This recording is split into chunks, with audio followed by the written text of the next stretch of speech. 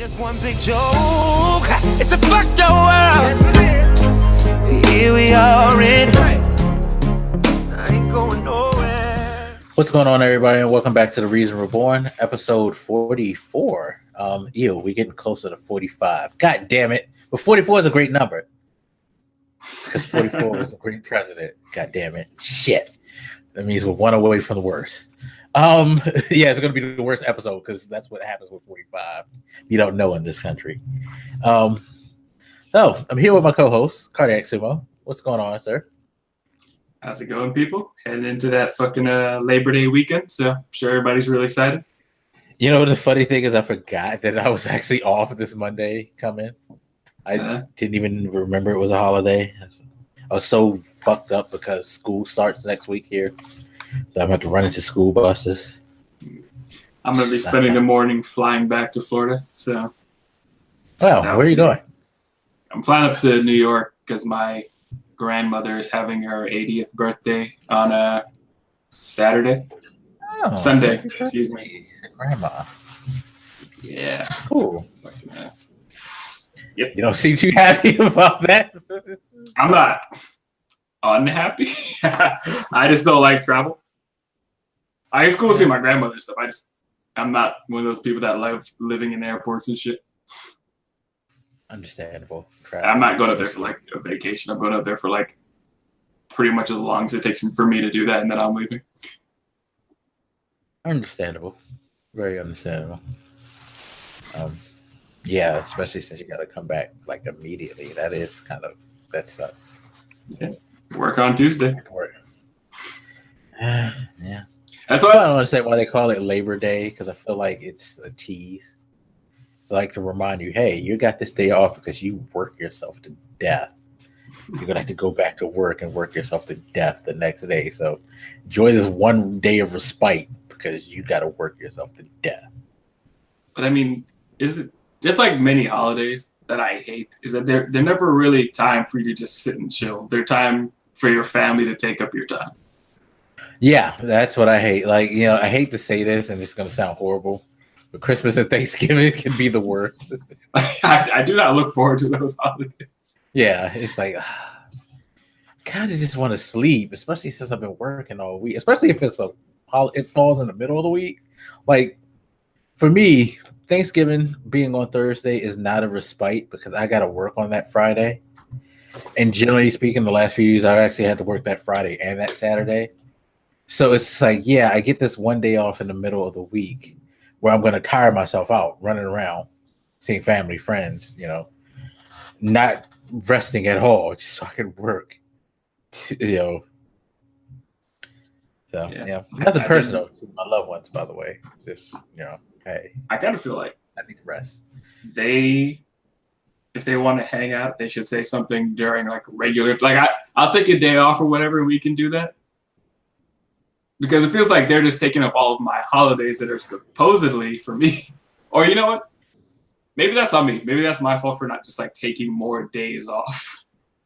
Maybe I just need to accept that holidays are for other people to steal. And just take days off myself. I don't know. I just need, I can't disagree with that. Sometimes you just I just need to chill. But what are you gonna do? The evil cycle is that I keep thinking that the holiday is going to be the day I chose. So I'll learn my lesson. That's the problem. Yeah. But anyway, all right. So political shit. What shenanigans are we gonna talk about? I actually didn't make a list this time because it's just I'm tired of doing that shit. Like. Shit is random. It's too many random things that come up.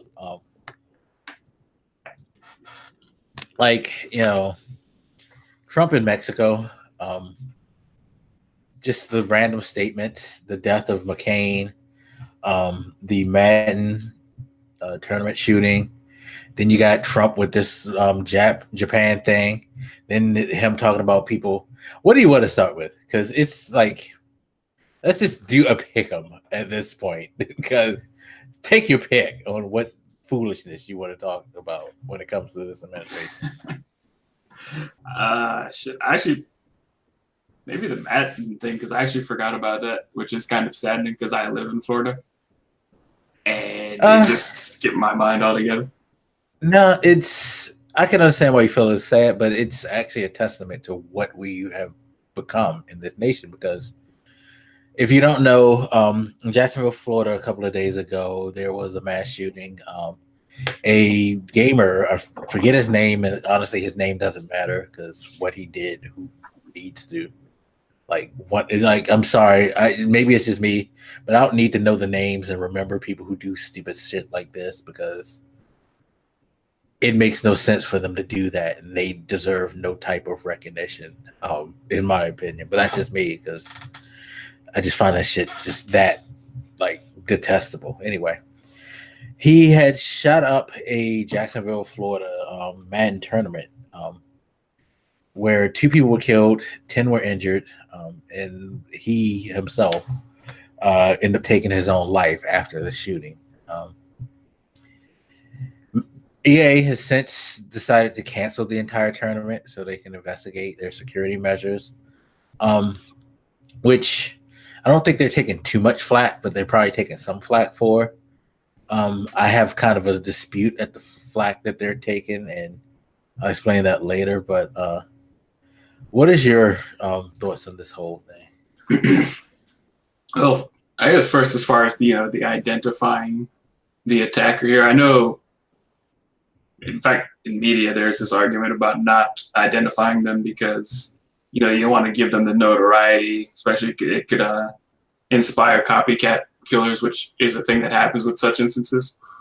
I will say, though, that I think there is a slight interest in who did it nowadays because of the discussion around race and religion and stuff, as far as what some people might call terrorist attacks. I wouldn't call this a terrorist attack, but just around these more public displays of violence. Because every time somebody does this, I don't think many people want to admit it, but one of the first thoughts in their minds is was it a white guy though? Was it a somebody of Middle Eastern descent? Was it a black person? Just because there's so much arguing around that type of thing, and I think many people are not even necessarily wanting to attack oh, see, it was another Muslim, they're terrible. Sometimes it's more in self-defense. If you're a black person, I feel like a lot of black people are curious about the race, if only so they can say, see, it's not black people just shooting up fucking everything. That's a very good point. And it's funny because that's part of the argument now, because the way the argument is framed is kind of interesting when you find out what the race is. If it were someone who was of you don't even have to be a Muslim. You just have to be of Middle Eastern descent. And the whole argument is going to be see, we can't allow these Muslims to keep coming in here and doing all these crazy things. You can be a Christian, but if you have a Middle Eastern name, people are going to assume that, or they're just going to assume, well, you're from the Middle East. Your country must hate America and want to do horrible things, and that's why you're compelled to do these things. Or if you're a black person, it's just guys are just so violent. The gun violence in the inner city and with black people, it's just out of control. We need to control, their access to guns, things like that. And of course, now, when it's a white person, generally speaking, they want to find out what was his family life about. What was his mental health issues? One of the first things that came out about this guy was, hey, he went to the hospital because he had a mental health issue. He spent a little time for mental health issue.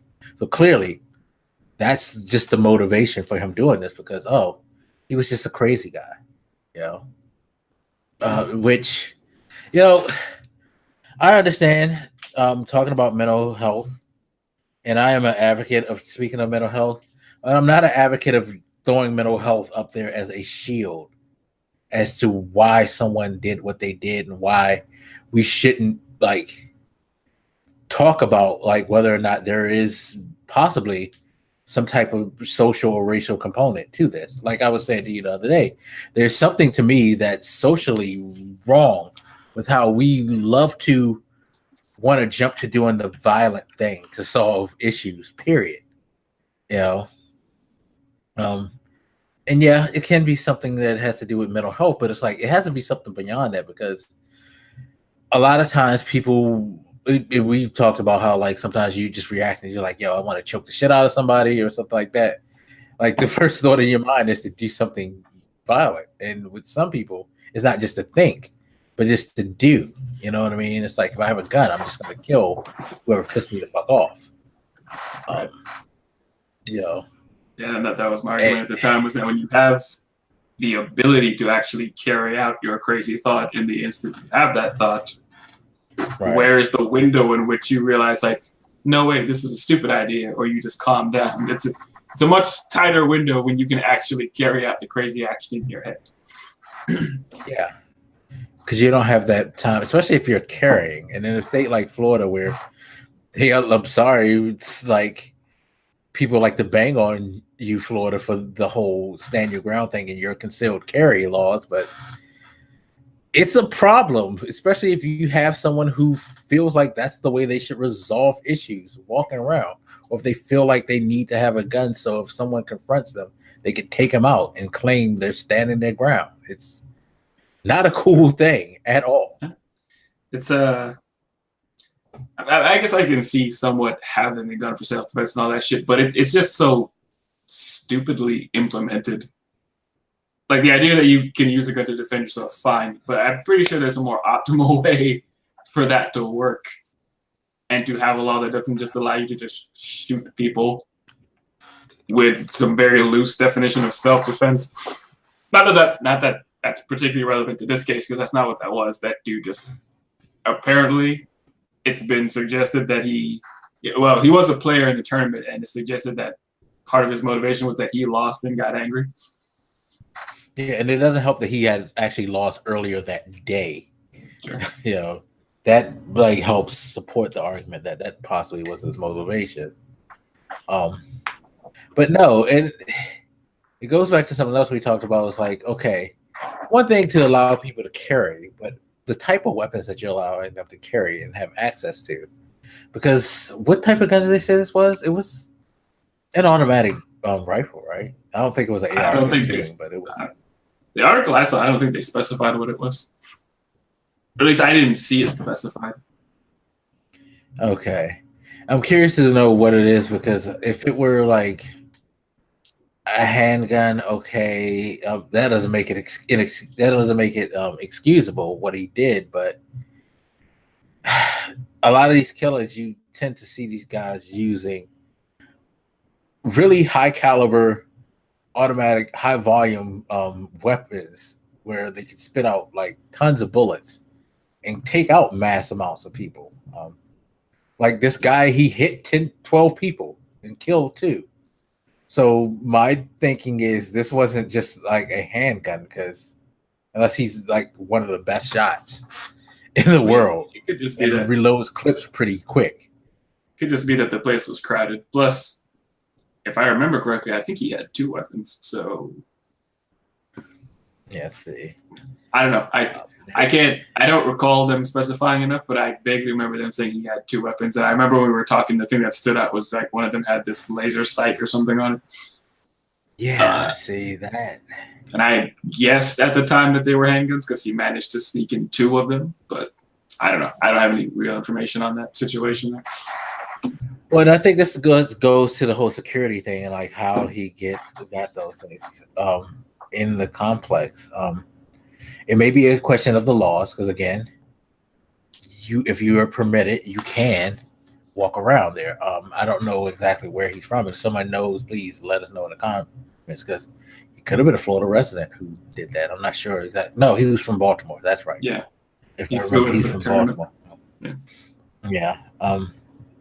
But yeah, I don't actually know. And then it's like, what type of security he had? You have to wonder what was security level. But this is where what I was saying, how I kind of dispute people kind of banging on the security that was there, because the problem is, in all honesty, in things like this, should you have to expect that type of thing to happen?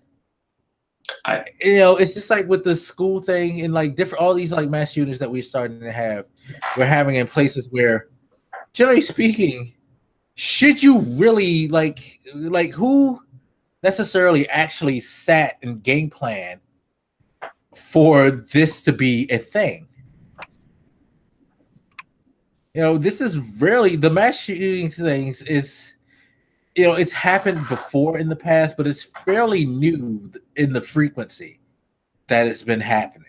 I would say within the last maybe decade, it's been getting like increasingly worse, where you have just multiple incidents.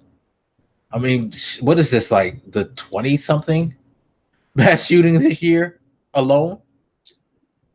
I don't know. Is it a mass It's shooting? a ridiculous number, I know. Yeah, but usually they basically classify mass shooting as someone going into a public area with a large amount or a significant amount of people and shooting. I mean, there were a lot, It's not hundreds the of people number there. of fatalities; it's the Yeah, number. it's not the number of fatalities or like casualties, but the the size kind of the whole event. Okay. In couples, you know what I mean?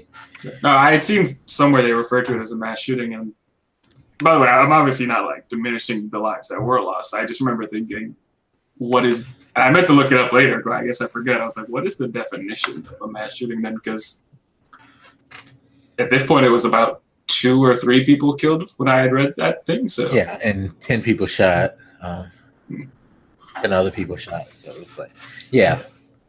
But I do think it is a bit unfair to suggest that they ought to have been planning for a shooting at a video game tournament in some little area. I don't know what this place was. I highly doubt that they owned it. I mean, it was kind of like a complex, a sort of sports complex like they. I mean, it's a fairly significant size thing, but it seats probably hundreds of people. It didn't look like it was that huge. But at this, again, who thinks that people going to play Madden are going to be shooting up? You know what I mean? Sure. I mean, I guess think about the number of places you probably walk into every day that don't check you for guns, and then wonder if it's really that unreasonable that they didn't check for that. It would have been somewhat surprising if they did. I don't know. I haven't seen this criticism that you're referring to, but I would think any criticism of this is kind of unfair. It's very easy to say after a shooting that they should have been checking for guns. But it's kind of, I guess it's kind of soft criticism, and it's mostly pertained in, like, I think right now most of what I've seen has been pertained to the gaming community itself, partially because if you guys out there don't know, we have another large gaming or like a large social event, not necessarily gaming, but a place where you get a lot of gaming people in, happening this coming weekend, which is PAX West out in Seattle, or is it San Diego? San Diego, sorry, out in San Diego. So you're going to have another large event where there's going to be a mass amount of people, people there for movies, for video games, television shows, all types of like comic books, things like that. A high level of celebrities. It's, thousands of people go to PAX every year. And I've seen a lot of people, some people I know, and just people retweeting things talking about how they're kind of worried because there's already an anxiety about these high volume areas anyway, and they don't feel like the security is that well to begin with. But it's like, I think it's more of a heightened sense of awareness type of criticism now because everybody's on the edge. And it's just like, if this, kind of big but not really big event has this, what happens when you get thousands of people in this hall at PAX, you know what I mean? And somebody decides to flip. I guess the same thing that could happen in any largely populated area. Yeah. I mean, that's the problem. It's like this is a worry that we have to have. Not even just a largely populated, because remember, we've had this happen in movie theaters, in just single theaters. Sure. 50 people, I guess my my bar for largely populated was too low there. I guess I just meant anywhere where there is a group of people, which is probably a depressingly low bar. But yeah. Yes, yeah. I don't know. I guess I understand the concern, but I guess to those people, I would say that probably shouldn't be overly concerned or any more concerned than you would be going into anywhere else with that type of flow of humanity. One of the things that the human brain does, it's called the availability heuristic. So the more readily you can think of an example of something happening, the more likely you think it is to happen. So I'm sure for a lot of people, because they saw this and it just happened and it's fresh in their mind, they are misjudging the likelihood of it actually happening, which I'm not criticizing them for. That's just one of the mental shortcuts the human brain can do and tends to do. That's why I say if there's like a plane crash, people will start freaking out about flying on planes, even though it's true. Very unlikely that the next plane is going to crash. Probably not the most comforting way to put that, but I would say to those people who are super nervous that I think you should understand why you're so nervous, and then maybe it will be a little less nerve-wracking. Well, I think part of it is the frequency right now. And mind you, like I said, like I remember back earlier the year, they were like, we're already at 15. And so I'm assuming that we're at least somewhere in the 20s right now. Since like, I think this was like back in April, they said that 15 in the teens thing for this year. But that's generally, you could make an argument that that's not a high number, of course. That being said, comparatively to what history has done, it kind of stands out more as a high number because this is something that we weren't dealing with at that level ever. So I think that's part of the heightened sense and the heightened like hyper fear that people have over it is because like, while it's not sadly to say it this way, but while it's not like a daily thing, like you turn on the news, you hear someone got shot and killed in your town, if you live in like a large urban town or something like that, it's still more than you're used to. So I guess it kind of stands out more, you know? Sure. Yeah. I don't know. I don't really have any numbers on that stuff, but it definitely feels more noticeable at the very least. Yeah. And it could be just a whole, thing that we pay attention more. It could be, but I guess whether the frequency is actually getting higher or we are just noticing it more, I would say that the underlying problem is there anyway, or underlying set of problems. So I don't really know, because I'm not looking at the data like that, if it's really more frequent or we just think it is. But I think culturally, regardless, we do have a set of problems that make us more prone to gun violence than a lot of other places. And I think that ought to be addressed either way, in a better way than we currently do. Yeah, I guess that's the other problem is how are we going to address this? Or are we going to really address this? Because again, I understand the mental health aspect, but can't just say, oh, it's just a crazy person who had issues. Because again, this guy, like you were saying, he had laser sights and all that. Like he had like a weapon that could help that was significantly better at killing people than maybe he should have had. I never understand that argument either, that, mental health is this and that. Sure, and we ought to help people with mental health problems, but you probably also shouldn't make it possible for people with mental health issues to be mowing people down. And that's the thing. Like, this seems like a moot point. This guy had mental issues. How is it that he has a gun and a license to carry it? That is the worst. It's one of the worst explanations because it just, to me, like you said, it brings up the issue of, well, why'd you let this guy get it? Sure. And I think there's some complicated issues there around, the rights of disabled people that a lot of us don't think about. But just generally speaking, this argument that it's a mental health issue is a stupid argument because it doesn't really solve anything. I mean, yes, there's going to be people who are crazy. I'm sure everywhere has people who are crazy. maybe for some reason America has more crazy people than the rest of the world. If people know that, comment below, because I don't know for that for a fact, but the excuse just can't be that some people are crazy. That doesn't really get you anywhere, and it doesn't address the problem in any way. I mean, I guess some people feel this because, like, if you address the mental health issue, then you won't have to worry about gun violence and all that shit. But okay, at the moment, we do have a mental health issue. I don't know. It's just a stupid argument. It's just one of these arguments that even if you accept it, it doesn't really get you anywhere anyway. Yeah, it doesn't. But that's what we like to throw up as the shield. And yes, for anyone who wonders, I do think that there's a weird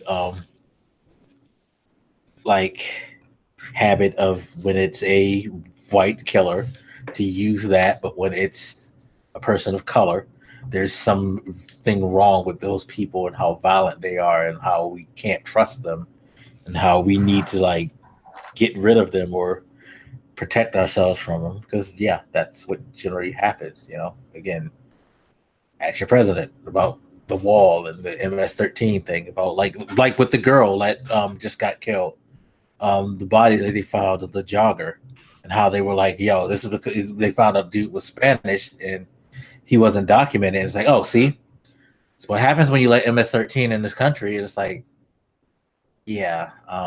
I think that's one of the depressing things about the race conversation, because I guess one of the unfortunate side effects is that you probably ought to be having, you know, talks about mental health with some of these shooters of minority race, or if not just mental health, then just cultural health. Like, there's other aspects outside of just them that you could talk about, but everybody on both sides of that argument gets so bogged down in the race aspect of it that nobody's thinking about any other aspect of the problem.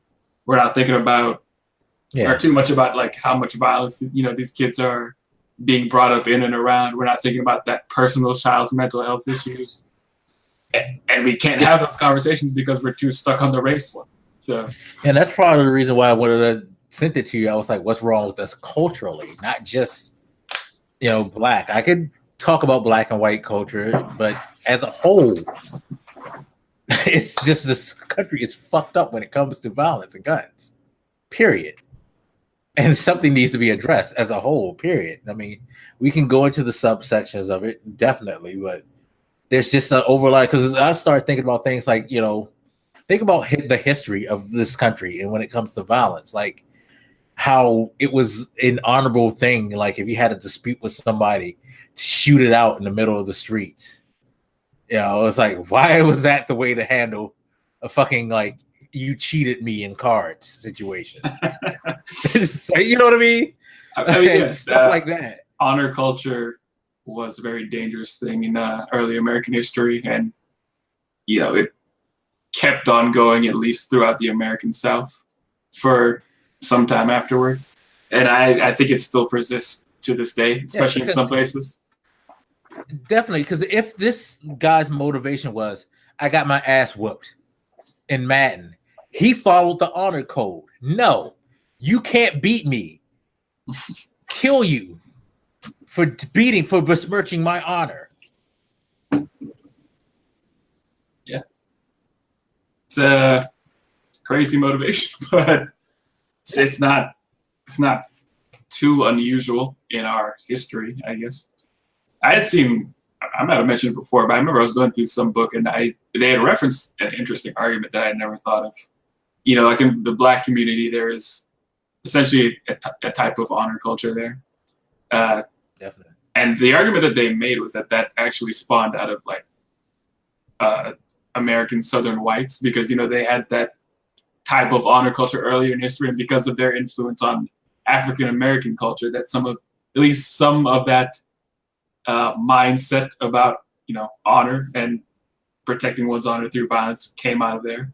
I don't know how strong that argument was, but I always find it rather interesting. I think that's it's a very valid argument, because they were our teachers. They were the people who taught us about American society in general.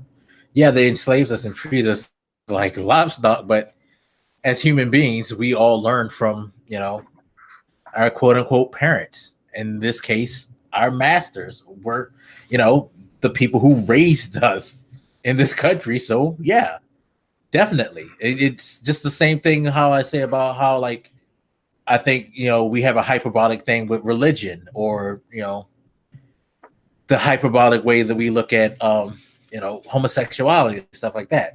We didn't steal it. It wasn't something that was necessarily how we felt until we were influenced by those people. Yeah.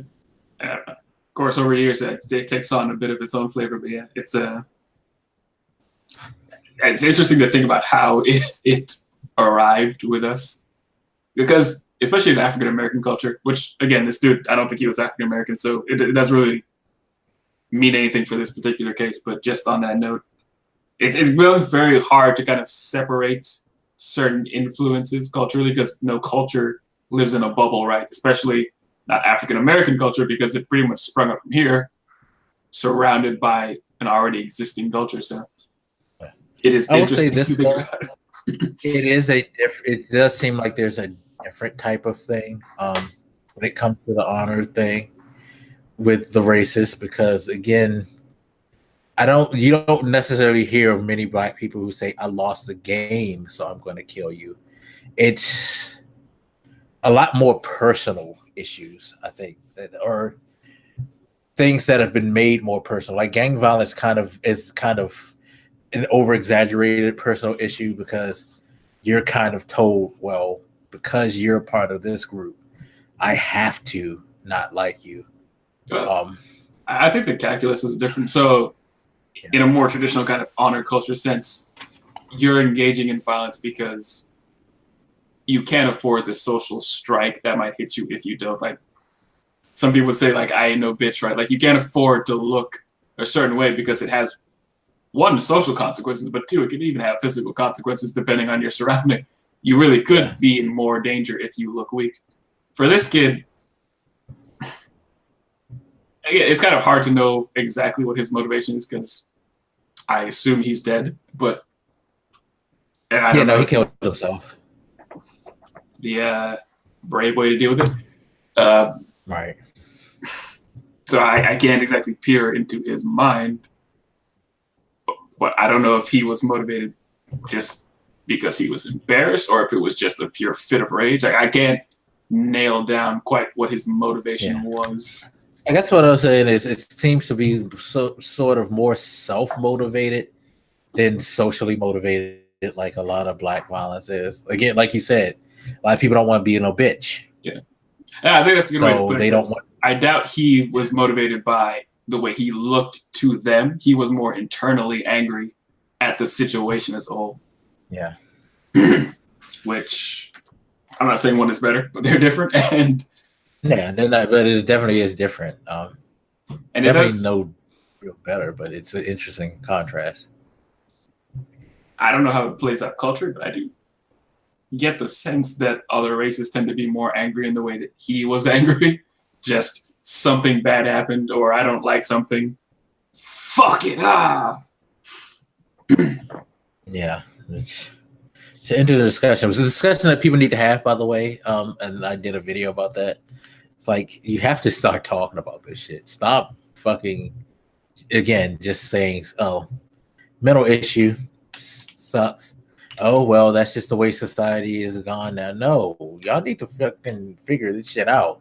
Like, we need to like fucking try to like come to a solution for this, and not just like blow it off as just like a one-off like we tend to do, or just, the thoughts and prayers bullshit, and then just leave it alone and just like go about our business. No, this shit needs to be addressed, because again, culturally speaking, we're fucked in the head when it comes to violence in this country, and we need to get unfucked. I feel like a dick, because I saw multiple people say, offer Jacksonville your thoughts and prayers. It's like, man, fuck you. Like, first of all, I don't ever offer thoughts and prayers, but if I did, I feel like I would be tired of doing it by now. So, and it clearly didn't work the first few times. Here I am being a dick, but clearly just objectively it's not working. So maybe try something more realistic. Yeah, and it's not that you don't have any like empathy or sympathy for people who have it. It's just like, yo, it's like you're probably more like me. I'm more angry than anything because I'm like, yo, what the fuck is this shit still going on? Like, yeah, I feel bad that those two guys lost their lives and that the other people have to go through this whole thing. But it's like, yo, isn't there some reason? Isn't there something that could have been done to stop this shit? Like, at least to lessen the chance. Like this, what are we doing here? What the fuck are we doing? I guess I might say I'm more upset that I'm not more angry. And it's not like I don't even notice. Like I notice when I take, inventory of my personal feelings that I'm just not as animated as I have been before, which I don't think is a good thing. But I'm very acutely aware that like when I think of my feelings, I'm not sensing the same level of activation that I am. Because it's tiring. It's numbing. It's mind numbing. You do kind of like lose some sensitivity to the situation. But I do think we can do something about it. I think too many people are defeatist about it, especially people, who don't want to have that conversation. They say, mental health. The one that always kills me is like, well, if they didn't have a gun, they would find some other way to kill people. I'm not going to touch that argument right now because I think it's mind-numbingly stupid, but people make it all the time. But yeah, I know. There's this weirdly defeatist sense that you can't do anything about society, which is not true. As much as people think that things in society is all fucking terrible and none of it's ever gotten better, it's not true. Things do get better. Even things like racism. Like, yeah, we have racism, but are you going to say that like nothing anybody did over the past couple hundred years has had any effect on racism? It's an excuse not to try, or at least, excuse yourself from caring, in my opinion. Sure. And it's just factually incorrect. I never understand this insane level of pessimism that nothing can be done. When most of the social issues you look at, I mean, they haven't been perfectly cured, but things have been done because you can change society. And there's no reason to think you can't.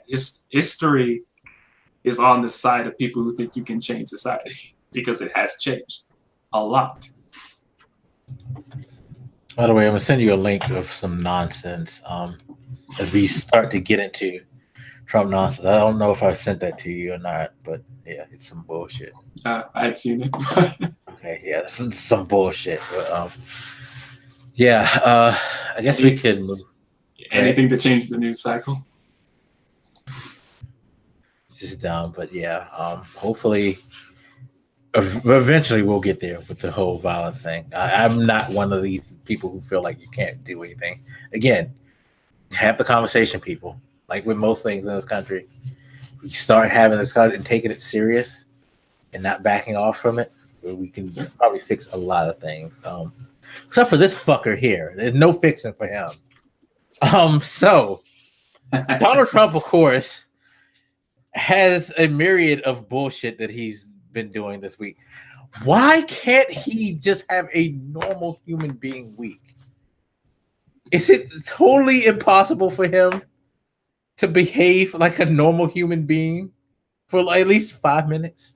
Seriously? So I feel like the answer is yes, it is. Because, I mean, we were talking about mental health issues before, and I'm not saying this to be a dick, but there is something seemingly wrong with this guy. Oh, I agree. He's batshit insane. He's got fucking like insecurities. He probably got daddy issues. He has a lot going on mentally. He definitely does have like inferiority complex, serious inferiority complex, especially because of some of the dick moves that he did earlier in response to the John McCain thing. So earlier this week, John McCain passed at 81, senator from Arizona, war hero, pretty much revered. Although, while I have a lot of respect for him, I do question some of the platitudes that people throw him sometimes. But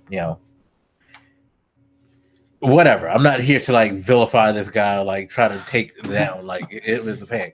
That's not the point of any of this. The point is his running fight with the president still goes on in death, as President Trump had made a couple of things that people found a little unagreeable, including his statement, which me personally, I have no problem with. How do you feel about his response?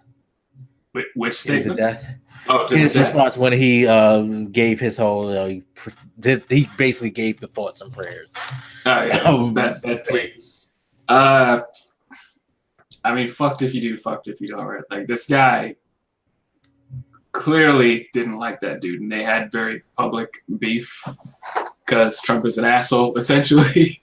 So, I mean, yeah, I think you actually made the point when we talked about it too, is that it's just not genuine. And why would you believe it was genuine when you've watched Trump's public behavior toward this guy for the last couple of years? So, I mean, to me, I'm not angry by what he said. I thought it was generic and lazy, and somebody probably held a gun to his head to make him say it. Yeah, I mean, it's typical of him because it's like he didn't want to say anything. Just like he didn't lower the flag until today, I think it was, for him lying in state, which, damn near a week after this man passed.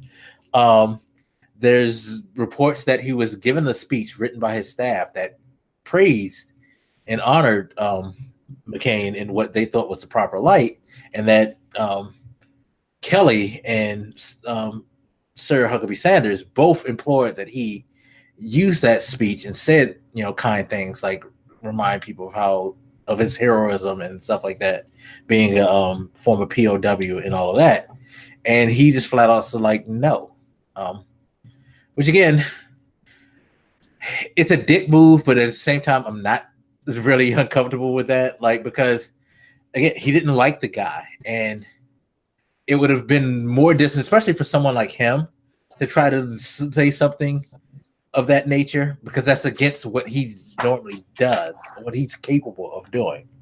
He has no decorum, and there's nothing about him when it comes to his speeches that have any like finesse or any type of decency. He can't even give a basic simple speech without going into like the ridiculousness. So he's gonna Trump. I remember sending you some tweet I'd come across before.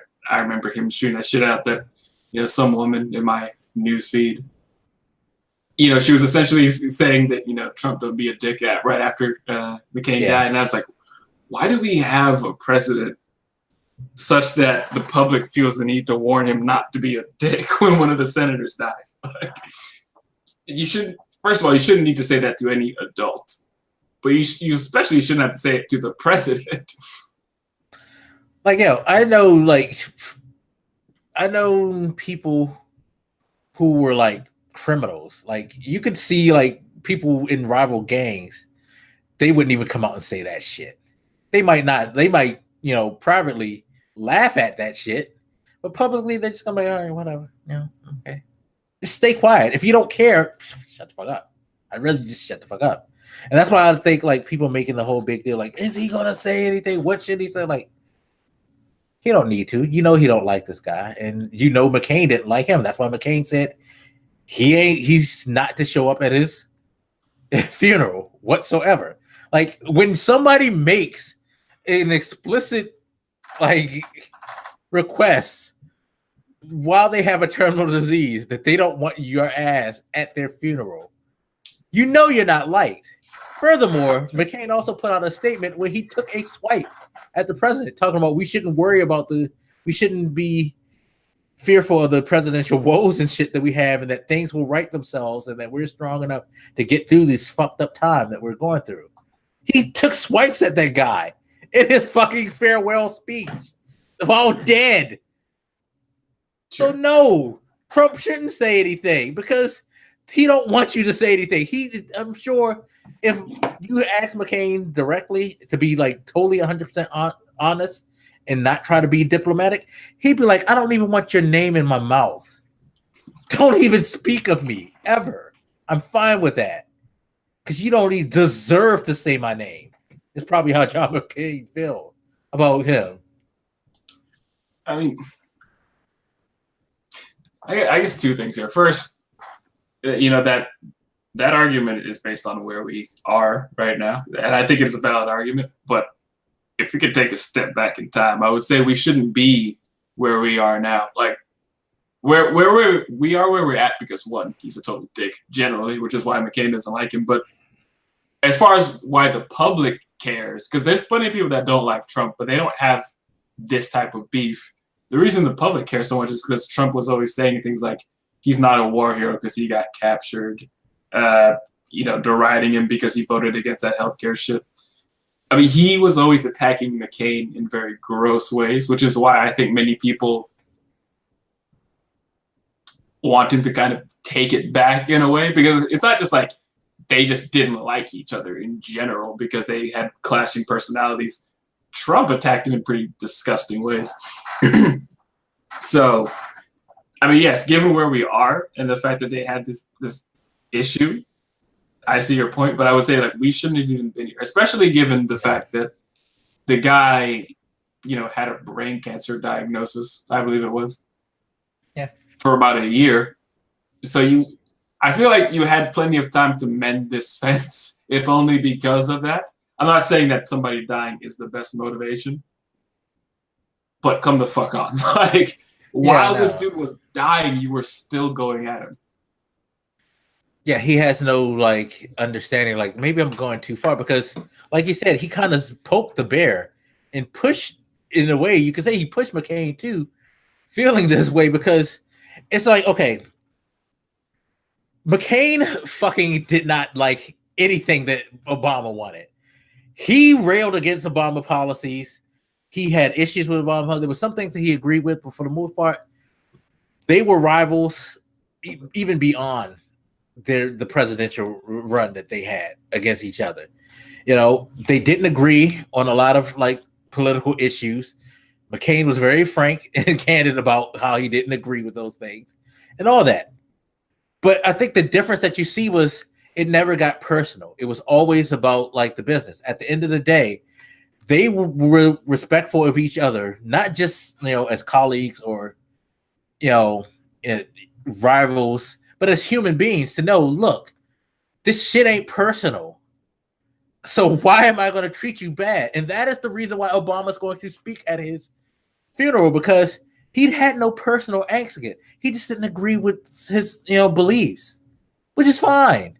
Sure. You can actually have a relationship with somebody that you don't agree with.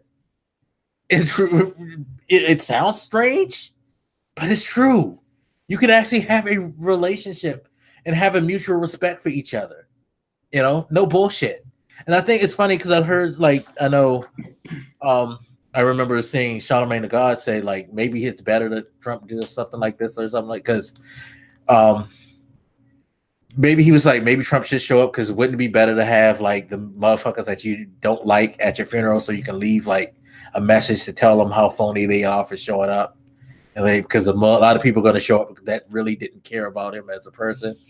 And you know, that's somewhat true, but at the same time, I don't have to care about you as a person as far as like, you know, we're bosom buddies and I really, really want to hang out with you. You're my friend, to show mutual respect. Sure. Like, you can show mutual respect to somebody that you don't like, to be quite honest. There's nothing wrong with that. Yeah. Trump can't possible. Because Trump doesn't know how to. Trump is not a functioning adult. No, he's not a functioning human being, to be honest. There's that. So I mentioned, you know, the fact that we shouldn't have been in this situation in the first place, but accepting that we are, I could see the argument that he's... No. I don't have much of a choice but to accept the reality of where we are.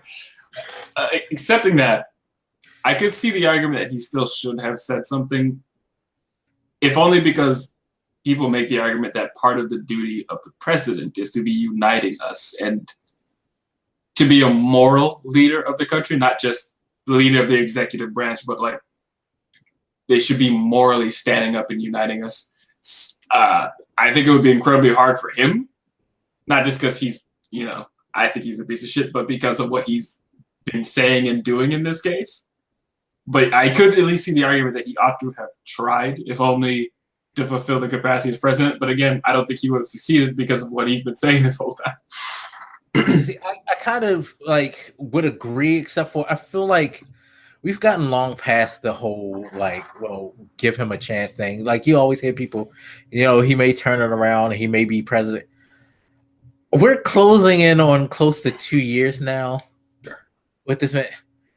And again, shit like this and the other stuff that we're going to talk about, the amount of stuff that he does in a week that is quote unquote non-presidential alone should tell you something, that this guy is not that person. And that the fact that when he does something that's close to what we want him to be, that we're falling flat over our face to like congratulate him, it should show you something. It shows you how sad the state of affairs is. It's just like if he does something that is considered quote unquote presidential out of the blue, everybody's like, whoa, he really, really, like, his last State of the Union address. Everybody was like, he really sounded presidential. You're the fucking president. You should sound like a presidential person. Isn't that what a president is supposed to do? But we give him like these, like, applause. You applaud him for doing this thing that he's supposed to do on a regular basis out of the blue. No, it don't work like that. No. If I'm 12 years old and I'm just learning how to piss on the pot, you don't clap. You do not clap at all and say, good job. No. Especially when you're about to miss again later. Right. I just want to say that State of the Union address was not presidential. It may have been more presidential than how he normally talks because he was reading it, but it was a lot of fear mongering. But yeah, I mean, like I said, I understand the argument I've heard people make that the president ought to be a moral leader and that he should have done it for that reason. I guess I have a similar problem to you, is that he has lost any sort of moral power. So you could argue that he should be doing this. I'm arguing that he can't. He doesn't have the ability to morally lead us now because he has no moral stock left with the country. So even if he really did, even sincerely come out and say it, what am I supposed to do with that? It's not useful. Like he has lost any moral credibility at this point. It's completely powerless for him. He is incapable of morally leading us. Yeah, he not only is he incapable of morally leading us, but he just incapable of being a good example of someone who can work with others and who can actually handle world issues, like some of the stuff like he's done. I sent you the article right before we recorded where he was speaking with the Japanese prime minister and how the Japanese prime minister and his people have reservations about him because of how he, like, when talking, he was being tough with them. He was talking about things like, I remember what Pearl Harbor was like, something that, you made the joke that he's probably is old enough. He's just lying to us. I make the assertion that this man is 72, born in 1946. For those who don't know, Pearl Harbor was December 7th, 1941. I remember because I'm a World War II nerd. Shut up. But that's 5 years or close to 5 years because I think he was born in like June. So we'll give him a layup of say 4.5 years. Even if I wanted to be soft, let's just say he somehow fudged his record. He probably wouldn't be older than 2 years old, or at least his brain wouldn't be developed beyond 2 years old at whatever point, at whatever age he would be during Pearl Harbor. Because right now, he's just barely surfacing the 8-year-old spectrum. And I doubt that as well, to be quite honest. I say 6, but I'm going to give him a little bit of credit and say he's hitting 8 years old mentally. But he wouldn't remember that shit. He wouldn't have the capacity. He wouldn't even know what it is. He probably think Pearl Harbor is like seafood restaurant he went to. I'm going to give him the benefit of the doubt and hope he didn't mean remember literally and just meant he is aware that Pearl Harbor was a thing. I guess the movie. He remembers a movie, Pearl Harbor. That's what he remembers. I guess the sad thing is anybody else who said that, you know, I remember Pearl Harbor, you could just kind of take it to mean, you know, they know Pearl Harbor's a thing and they're not cool or whatever. But with him, he lies so much about little things that it is perfectly believable to me that he really meant I remember Pearl Harbor literally. Yeah, if Jimmy Carter said that, if George Bush Sr. said that, of course, fuck. George Bush Sr. went to war because of Pearl Harbor. He knows about Pearl Harbor. Donald Trump probably doesn't even know what it is. He just heard the name. Guarantee he failed history. I mean, I think to the original point you were making, I don't think he wants to be seen as somebody who works with anybody. He wants to be seen as somebody who is, I don't know the word is, controlling. Like, he doesn't want equal footing with other motherfuckers. He wants to be the boss, and he's kind of dictating to you what the deals you're making are. Which I guess that might be how he just operates in his own personal life with his own businesses, but that is what he wants. I think a lot of people expect in politics, either, you know, compromise, more locally or globally, you expect compromise, you expect working across the aisle, or you hope for that anyway. It's not like political warfare is new, but generally it is the idea of working with other people, and he doesn't want that. Clearly, he hates that idea. That's why he's trying to break apart all these deals that we have, you know, whatever agreements we have in place with other countries, and trying to go at them one-on-one, because cooperating is just not in his DNA. That's why he can get away with saying, I remember Pearl Harbor, all menacingly for no apparent reason, with a country that is now an ally to America. Like, yeah. I'm sorry, I'm not saying Pearl Harbor didn't matter. It was very important in American history. We lost people, but it wasn't fucking yesterday. And we have a far better relationship with Japan now. We have soldiers over there now. So, yeah. I don't know what the purpose of him saying that shit was. Maybe that was a business tactic, but. Yeah, or like the Mexico thing. For those who may not know, we have a tentative agreement with Mexico for trade. That being said, his first response was to come out and say NAFTA's dead because of this agreement, and like we're just going to make sure that Canada either gets on board with what Mexico's doing, or they'll just get cut out. And it's just like, you know, this is like one of your biggest allies, and you're telling them that you're kicking them out if they don't agree to this deal, which, one, nobody truly knows exactly the details and how good this deal is, and two, doesn't dispel NAFTA, because last I heard, nobody agreed to dissolve NAFTA. Well, first of all, I'm pretty sure he doesn't have the authority to make these types of deals anyway. I'm pretty sure Congress has to ratify that type of thing. So yeah. This idea that, I don't know why he doesn't get that he just can't do whatever the fuck he wants. I mean, he can do more than he should probably be able to, but generally we do have limits on your powers, even though they may not all work the way we thought they would. Yeah.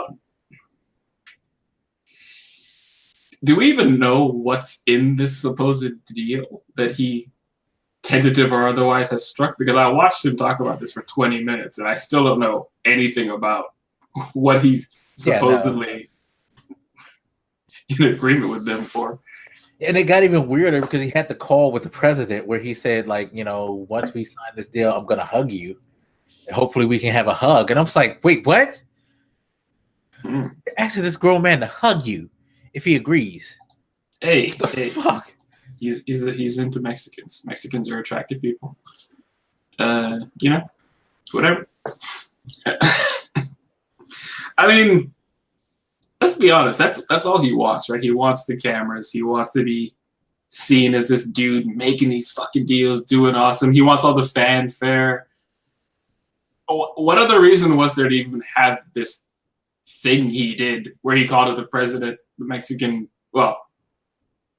incoming Mexican? I can't remember who the fuck he was talking to, actually. Come to think of it. Like, is it the incoming? Because if it's the incoming, that makes this like trade deal thing even worse because don't even have he doesn't even have the authority. He can say, yeah, I'll work with you. Was it the I remember them talking about being through a transition, and I can't remember who he said was on the phone. And even then, his parliament has to ratify this. So you got two leaders, which Mexican government officials didn't necessarily come out and make this noise. We made this noise. But you still got two governing bodies that have to ratify it and agree and come to complete terms. So what the fuck is he talking about?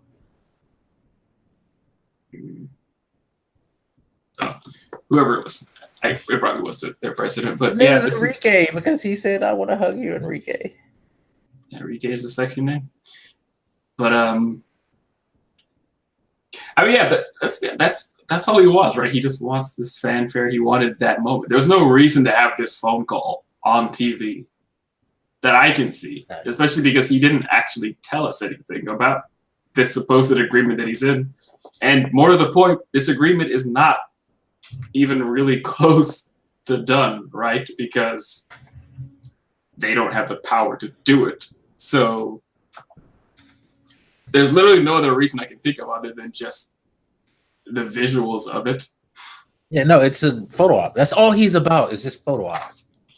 Yeah. Opportunities to say, look at me, I did good. The shit that made me laugh was before he got the Mexican president on the phone, he was like, we're not calling it NAFTA anymore, we're calling it, I don't know, the US-Mexico trade agreement. Some name that he claimed was really elegant, but it was just like probably what you would call it if you didn't have a name. And which, in the sense, when you think about it, it's probably NAFTA, just with some slight variations. Like, I'm sure, the body of NAFTA still exists, the base, but they may have said, okay, we'll let up on this one issue. I changed NAFTA. NAFTA is dead. It was very bad for the U.S. I got a book of stamps. NAFTA's dead. But I was saying what made me laugh was after he said that, and then the Mexican president got on the phone, he kept calling it NAFTA. So I don't know if you watched that full thing, but that shit just made me laugh on the spot. Because the second the Mexican president gets on and he's, praising him for this thing with NAFTA, as he called it, after the president just said it's not NAFTA anymore. And then you see Trump's face, just like this annoyed look, because he keeps saying NAFTA. Yeah, he's like, stop telling them the truth. I need you to follow my lie. And then I don't know what he said. After the Mexican president starts talking for a while, he's like, he essentially says we're gonna come up with a different name. We're not calling it NAFTA anymore. And I just remember thinking, you didn't even have this motherfucker on the same page with you about what you're gonna call it, and we're supposed to believe that this is a done deal. I literally just watched you say it's not NAFTA, and then the Mexican president get on the phone and call it NAFTA 3 times, and talk about how Canada would be involved in all this shit. I'm listening to both of you, and you're clearly not on the same page. Yeah, no, it's dumb. It's just dumb. He's just fucking dumb. Just like his accusations today that Google is purposely altering search results to make him look bad. Let that sink in. The president of the United States believes that a search engine is being manipulated to put bad press out about him. Yes, he said, I guess it only showed I think he said something like when he did a search of Trump news or whatever the string was, it only showed the fake news media stuff. And his argument was that it was suppressing conservative voices and blah, blah, blah, which is quite the fucking assertion to make, by the way. He should not be making it so lightly. Naomi, though. Yeah, it's a horrible thing to say because if I go to Google and I look up the news, I see Fox in it. I thought that was it. I see Fox in many Google searches I do, so I didn't know what he meant. Yeah. So conservatives is not. I've seen Breitbart come up plenty of times. I mean, let's see.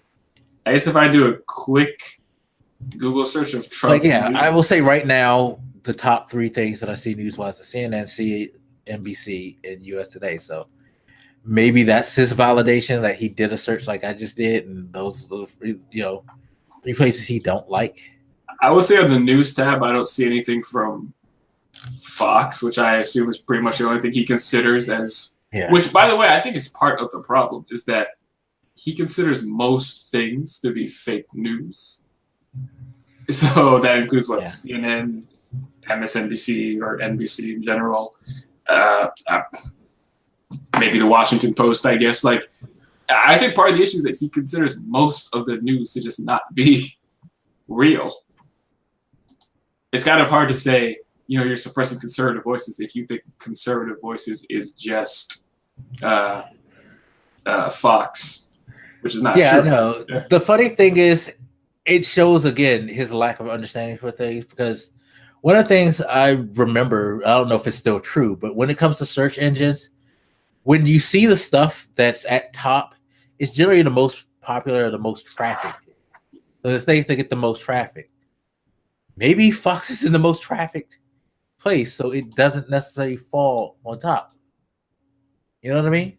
Some of the shit I'm seeing is like Reuters and fucking Bloomberg, which are not these hyper liberal fucking news outlets. And it's like those are like your major news distributors. Those are the places where places like CNN, USA Today, and Fox News actually go to. Sure. Like AP, stuff like that. Those are news wires, and those are places where everybody, including the media, frequent. So they should be pushed to the top because they're going to be watched closely for that information. It's generally like a popular. It's weird, but it kind of is a sort of popularity contest in the sense that, these are high volume traffic areas, and these are generally the ones that are getting the most clicks. And so those are the ones that probably are going to be pushed to the top. I would say on the first page of results, though, on like the regular tab, like Fox News is one of them here. It's not like in the top 3 things that are listed right there, but like it's not. Matter of fact, like this 3 list thing. If I click to the right twice, Fox News is right there. Oh yeah. So. I don't know what the fuck. It's always one of the top ones. It's never like a bottom one. It's often when I Google news related shit, Fox just pops up. In fact, I've had times where it popped up first, like almost exclusively, because I guess they have more interest. So I don't know what his deal is. Like even just this idea. Let's throw away this idea that they're biasing it on purpose. Even just the notion that it comes up more is not true. So well, another thing too is what you with Google, like, and Google has admitted to this, what you frequent yourself kind of also generates their search parameters. It's just like, have you ever typed something in Google and it automatically seems to sense what you're going for? Yeah, we have a special relationship. It's partially because they take the amalgamated like results of the things that you frequent, so they know when you hit like certain things, they'll start to push out the most popular thing that comes up, or the most frequented thing, or something that relates to the story. Like if I were to type in right now, let me see, Spider-Man Homecoming, Spider-Man PS4, all that shit pops up. Sure. All I typed was the word spider. Those are my first results. But they know that I go to a lot of comic book and video game shit. So, hey, you're probably looking for that, sir. So the algorithms do that. So if you're in somebody like Trump who secretly likes to look at the bad things people say, if you're Googling news about you, you are always going to have those pop up because you're always looking for a reason to call them fake and to talk about them, because you want to see what people have to say about you all the time. And he knows he's a fatalist. He can't help but put himself in a position where he gets to see himself get murdered by the news, because all he does is watch the news. I have a question. Like, this false idea that he has, was it something that he saw on Fox News, or was he just legit Googling himself? Like, I think he was. where did this even come from?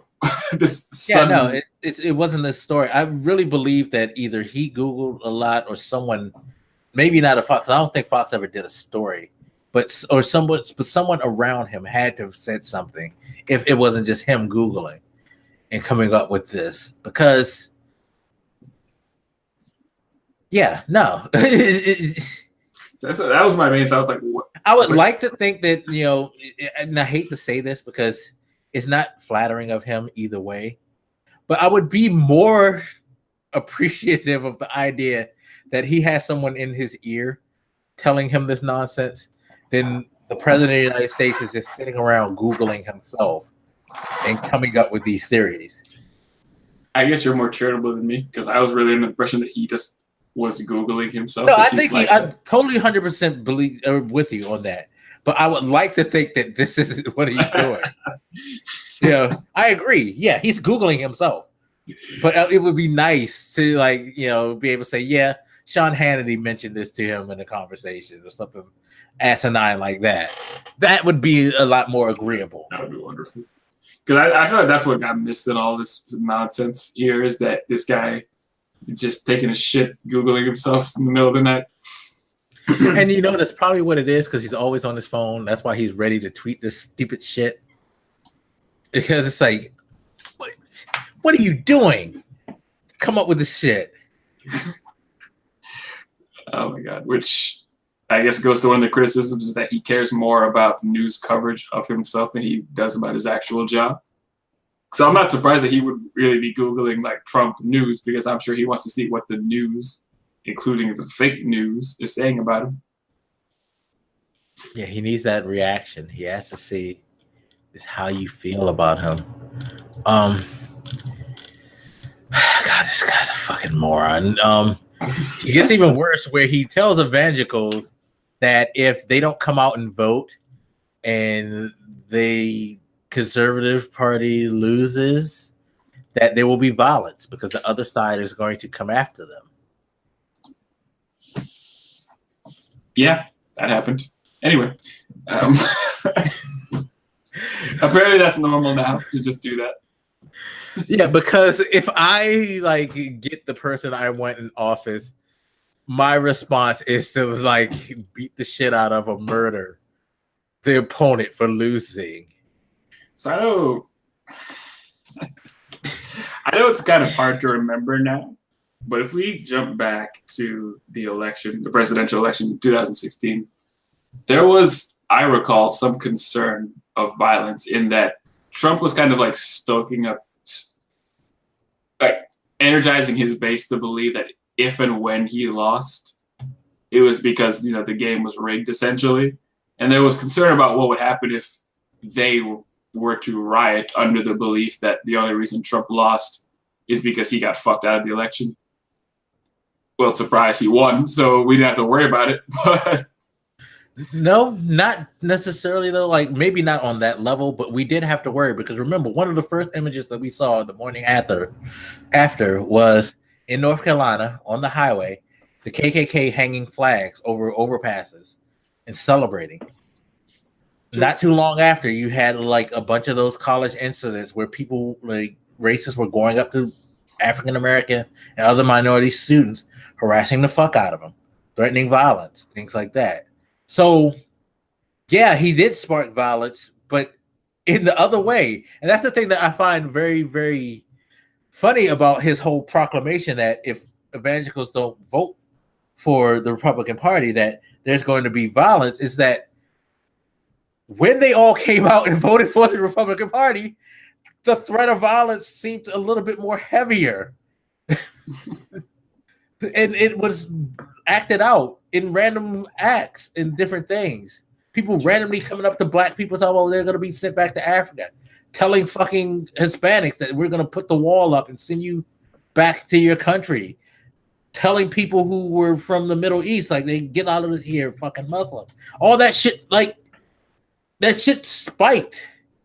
I mean, after he won, after conservatives won. I guess you could argue, what would have happened if he lost? Because if that was the celebration of their guy winning, I'm more fearful now what would have happened when you lose. Yeah. That suddenly became a scarier thought than I had in my head before you said that. But yeah, but that's part of the point that I'm trying to get to is like you're trying to tell like the people who like honestly, if there were to be any violence, significant violence, I would have expected suicide because I knew a lot of people who I had to talk down. I had to talk down a lot of people like your age and younger. Like I remember specifically, shout out to my boy Shaz. It was his first election. And after the election happened, he tweeted me. He's like 21 or something. So this was like literally his first election. And he was like, I really have to have a serious talk with you because I don't know what I need to feel right now. Because, I was very excited to vote. I wanted to get in part of the process. And I, listened to stuff like the videos like I did about political stuff and to encourage people to vote. He was like, you're right. And other people around me are right. And everybody told me, he was like, is this how it's supposed to feel though? And it's just like, he was sincerely hurt and confused. And like, I think that's what you got more from the liberal side. You had, especially the younger people who consider themselves liberal or like democratic or independent. You kind of got this like, well, what the hell is this? Like, what do we do? I'm confused. Why is this type of person allowed to do this and be in charge? You know what I mean? So yeah, I definitely know because I experienced very similar feelings. I remember staying up that night and I guess I remember it getting close. Like I was not surprised, but dismayed at how close it was. And then when it was starting to tilt more in his favor, I just, before they even called it, I was like, I can't believe this motherfucker's gonna win. I can't. I just sat there for like whatever number of hours before they finally cleared. I'm like, I cannot believe. I think I went to bed around 10:30, 11 o'clock. There's another of my friends said they did the same thing because we both were like, as close as this is, he's going to be president. And we just were like, you know what? I'm not even going to be bothered to stay up and hear that announcement. And like, sure enough, I went to sleep. I woke up. I think I actually called out the next day too. Cause I was like, yeah, I'm not ready for the world. And like, for those who know, I live in the DC area anyway. So there's a kind of weird sense of like elections around here anyway, because especially like I'm glad I don't work downtown anymore because I remember the feeling of going to work downtown the day after Obama, and I can't imagine what the pall of doom and despair would have been like going downtown. Like as much as the city like still runs regardless of what happens politically, when it comes to elections, you can feel that shit here. Like it's palpable. Like you can feel either the excitement or you can feel the devastation. Because this is something. It's like there's just something not right in the air in this place, and I was like, I'm so glad I don't work downtown, even though I'm still not going to work because I think I was sick too. So it was just like, yeah, I'm really not fucking with this shit. Just fuck this shit. I barely remember that day because I just remember when I woke up. I guess like trying to convince myself that it didn't really happen. Like I just remember being in this sort of dazed, dreamlike state for about half the day at least. I was like, is there something pretty surreal about the fact that you have a reality show, fuckwad as president all of a sudden? And I laugh, but I can certainly see, your dude's yeah, and I think with a lot of people, it wasn't just like having this cartoon character, but this guy who ran the way he ran, the like stuff that he said, the things that he encouraged, like it brought out a lot of fear because this guy courted racists, sexists, homophobes. He courted all the bad things about society. And they placed him on that pedestal. So it was existentially scary because it really does bring that question. Like you could be this kind of person and still succeed at such a high level in this country, which, I mean, a lot of people took that to mean like, wow, there's so much racism in this country. I guess at the time I was like, there's so much stupidity in this country. Because even outside of the racism, just, for example, the equating between him and Hillary, or, you know, the people who really believed that she was part of this Pizzagate fucking scandal. I was like, man, people are really stupid. Yeah. They'll fall for fucking anything, won't they? And again, especially coming after Obama, because, you know, first black president, blah, blah, blah, which I never put. I mean, it is historic, but I didn't focus too much on that during his presidency. But there was something sort of next level-ish, I guess, about the way the country was moving in many regards. And when Trump was it in the forefront? Yes. And I understand exactly what you mean, because I remember his first election, and the feeling of seeing like a black person succeed was great. I remember I wrote like a 2-page text to all my friends. In fact, a couple of them was like, yo, it's 2 a.m. and you're writing this shit. What is wrong with you? Like, someone was like, yo, stop trying to make me cry at this time in the morning. Because it was just like crazy. I mean, you know, rest in peace to my mom. I was so glad I was able to experience that with her, because she actually called me when it was announced. And just to hear the like joy that she got to say that she lived long enough to see something that historic, you know, it was like his first thing was like that. But like when you go over his presidential thing, you know, overall, you felt like, yo, we could actually have conversations. We could actually come to an agreement. And like, you know, as much as the Republicans tried to push a lot of that stuff to the wayside, and they did for the most part, you still had somebody who pushed the envelope, was like, look, we got to come to a consensus and we have to move forward. We have to do stuff that's good for all of us. You know, no matter how many setbacks he had, he kept pushing that agenda and pushing that type of thing. That's where a lot of us and a lot of young people who voted in this past election got that sense of like, you know, urgency to actually participate in things like that, because that's the kind of, you know, environment that was built through his presidency. Like, yo, we need to start taking things more serious, and we need to start talking. We need to start finding a way for all of us, not just for this side, but for all of us. And how can I put this? The brick wall that we hit with Donald Trump hurt like shit. Because it's like, wait, not only did we hit the wall, but the wall pushed back some. At least it felt like the wall was pushing us back.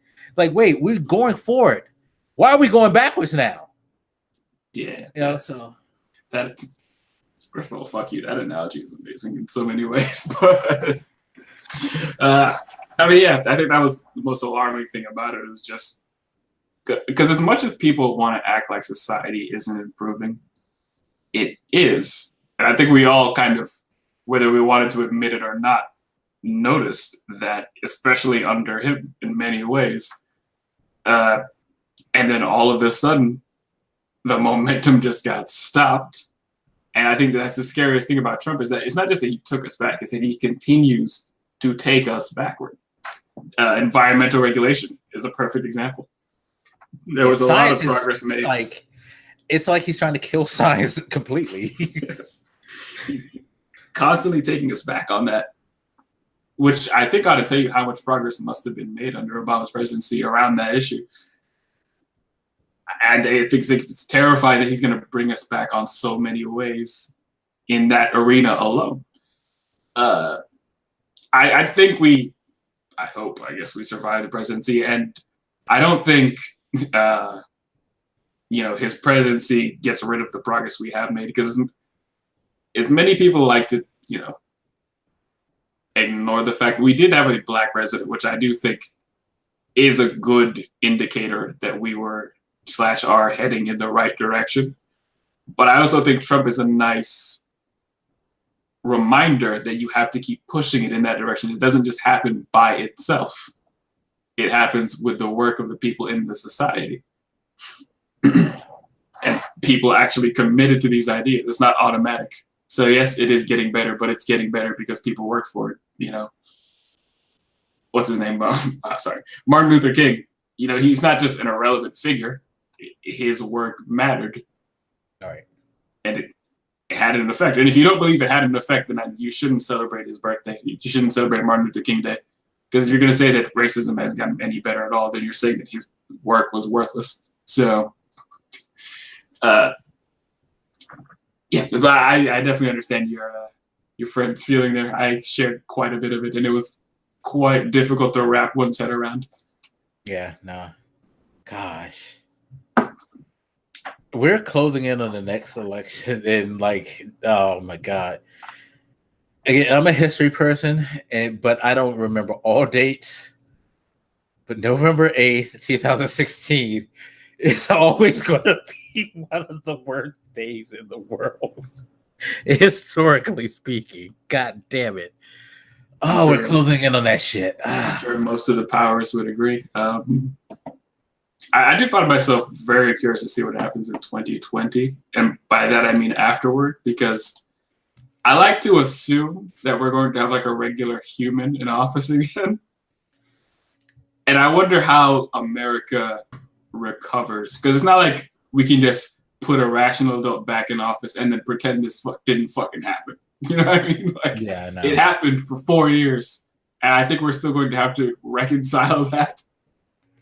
As comforting as it would be for all of us to just be like, hey, we have adults back in charge. Fuck the last 4 years. I don't think the rest of the world is going to allow us to forget that. So I think we're going to have to seriously address what the fuck we went through. Yeah. Man. And that's the thing. Again, as a history person, it's something I'm not going to forget because I like history and I have to remember. I fucking hate that. Although I will say this. It's funny. One of the things that kind of comfort me is that I'm hopeful to see something even more historical than a black president. And that is me. To be able to say, oh my God, no. No, to be able to say, I lived in a time not only where I saw a black president, and that I probably have lived in a time where we're probably going to see a female president too sometime within the next 10 years. But I also got to see a president actually go to jail. And that would be interesting. Them sitting around why did the president of the United States go to jail? Well, it's an interesting story. Donald Trump. And that's a it's a hell of a piece of trivia. It's a hell of a piece of trivia if it happens. I wonder what historians are gonna call this period, because they always come up with some fancy name for certain events in history or certain periods. I want to know what they're gonna call this period where we have all these motherfuckers in legal trouble. Cohen, Manafort. Oh, honestly, if it goes down with him going to jail and all that, I already know what they're gonna call it. The romantics term is going to be that it was the time where we realized, where we remembered what democracy was all about. That needs a flashy title, Watergate.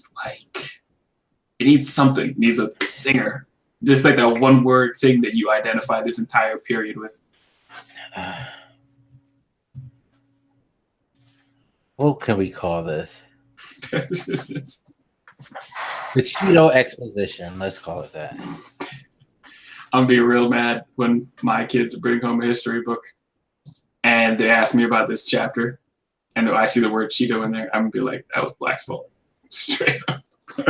Yeah, it's gonna be a term. It's gonna be a term that's gonna use to describe him. People call the president Cheeto because of his orange-like skin. No one knows how he got it. Perhaps they put extra dust on him. But yeah, this. I know one of these articles that you sent was about Pence, and I thought it was. Yeah, so there's a new book out, and this is the last article that I sent. So, oh my God, then I have to see if Joe's done something because I gotta go back and rewind back down so I can see. Right now it's Daniel Bryan versus Almas. Oh, that should be a good match. Yo, what the fuck is this submission though? Sorry. No, so there's a new book out that basically had covered, I guess, Pence, saying that he believes that he was intended to be the president in waiting. Of course, God made it so. Because Big G in the sky, for dog. those who don't know, Pence is a huge Christian who borders on the fanatic, not border, but is fanatic. Thank you. When it comes to Christianity. Don't make me correct that shit. Huh? That's what I'm saying. Yeah, no, the guy's he's a fanatic and he's a creepy fanatic because he called his wife mother. No, Gross. like people who call their wives mother, y'all got some serious issues. Is that like a kinky thing for you guys? I don't even like to refer to women as ma. You know, that ain't a cute nickname to me.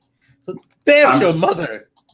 I'm just like, but does he get hard when he says that though? Like, is that like his foreplay? Like he just rolls up in the bedroom. He's like, "Hey, mother."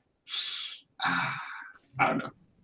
Oh my god, I just feel like extremely sick right now.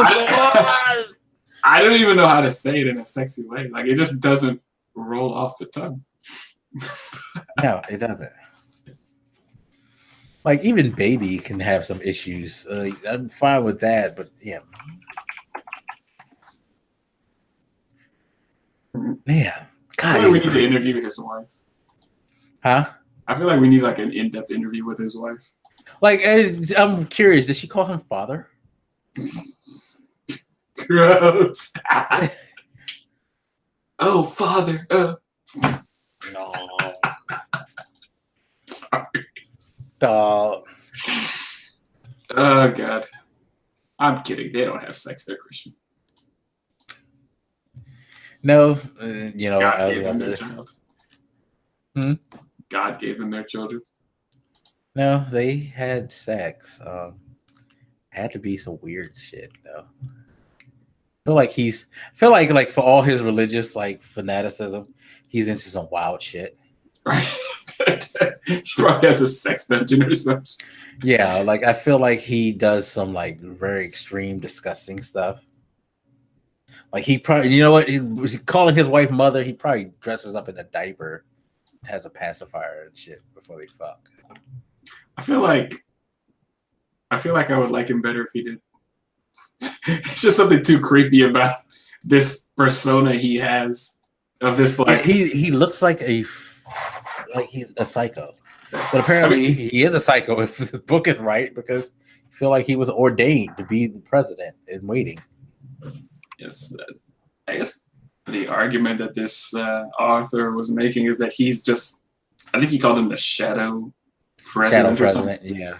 That he's just kind of like behind the scenes, you know, making the steps necessary so that he can just step in if and when Trump, you know, gives that final fuck up. Which I'm pretty sure is something people thought about with Pence the entire time. So it didn't seem particularly like a revolutionary argument to me, but I haven't read that book, so I don't know how in-depth it gets. Well, a lot of people have already speculated, though, that he has some desire, and that's part of the reason why he agreed, was because he kind of felt like he had a chance anyway. If something happened to Trump. Of course, some of the stuff with the investigation seems to kind of dog him a bit too. Like there's the possibility that he had some knowledge of some of this stuff, and if he did, that would be bad for him. So far, he's kind of skirted around and skated by. Yeah, but it's weird how generally under the radar the vice president of the United States is. Like, you never think about him. With the exception, of course, of Biden. Biden is the one vice president that is not under the radar, to be quite honest. Sure. But I mean, I meant Pence in particular. It's kind of interesting how under the radar he is, given how publicly explosive the president is. And I think it's because, despite how many stories Trump, you know, creates, I think early on we tried to get words out of Pence, and then we just kind of accepted that he wasn't going to say shit. So we're not asking him as much. I think that's just a general state of the job, because when you look at, you know, most presidential history, again, Biden and maybe Cheney excluded, how many vice presidents do you really remember? I mean, you don't. And I guess I take that, but I guess I consider Trump to be an extreme circumstance where you would expect him to have to be forced into being more vocal. Yeah, probably, but at the same time, look at his whole administration. With the exception of Sanders, who by default, she has to be the most vocal because she's the press secretary. She's the one who has to generally engage. Who really is speaking? Kelly doesn't. Yeah. He's the head of staff. You barely hear people out of Kelly. Any of his other people, like, except for the like nonsensical stories that we actually hear about the stupid stuff that his cabinet members do, you generally don't hear them. You don't even hear them talk about policies that they're doing. Like when we hear about EPA shit, it's coming directly from the White House, but we don't necessarily hear the EPA actually discuss and explain what the fuck they're doing. Nope. Yeah. You know what I mean? It's all him. True. So the way that things are run, to me, it's kind of not that surprising. Again, even though it generally seems like the vice president is just a person. Like, it's funny because I'm trying to sit here and think about when I said that you barely remember the vice president. I'm literally trying to remember some of the vice presidents in my lifetime. And okay, I just thought of Dukakis. I forgot he existed until now. And that was George Bush Sr.'s vice president. Al Gore probably I forgot he was, and then I just remembered I just played South Park and Man Bear Pig and all that shit. So that's the only reason Al Gore is in my mind, because again, we remember Al Gore for the loss that he had and some of the stuff that he did environmentally speaking, but it's easy for somebody to forget that he was a vice president. You know what I mean? But it's like after I get to the caucus, which I only remember because for some reason my mind kept saying, "Who's that guy who couldn't spell potato?" And that was him. That was the vice president who got on TV and couldn't spell potato. For those who don't know, that's the thing about vice president. Their claim to fame generally aren't that good. Sure. It's like the caucus's claim to fame is that he got on TV in a classroom full of kids and spelled the word potato wrong. That's his like highlight. Reagan, who the fuck was his vice president? As prolific as Reagan is, like in history, I don't know who to. As far as I'm concerned, his wife was his vice president because she had more press than like anybody else other than Reagan and James Baker because of the Iran Contra affair. He was only the Secretary of State at the time. So who was this fucking? Now I gotta look this shit up. And again, this is somebody. Again, you're talking about. This is someone who's into history saying this. Thinking about it more, I take your argument. Yeah, I guess it is not atypical for a VP.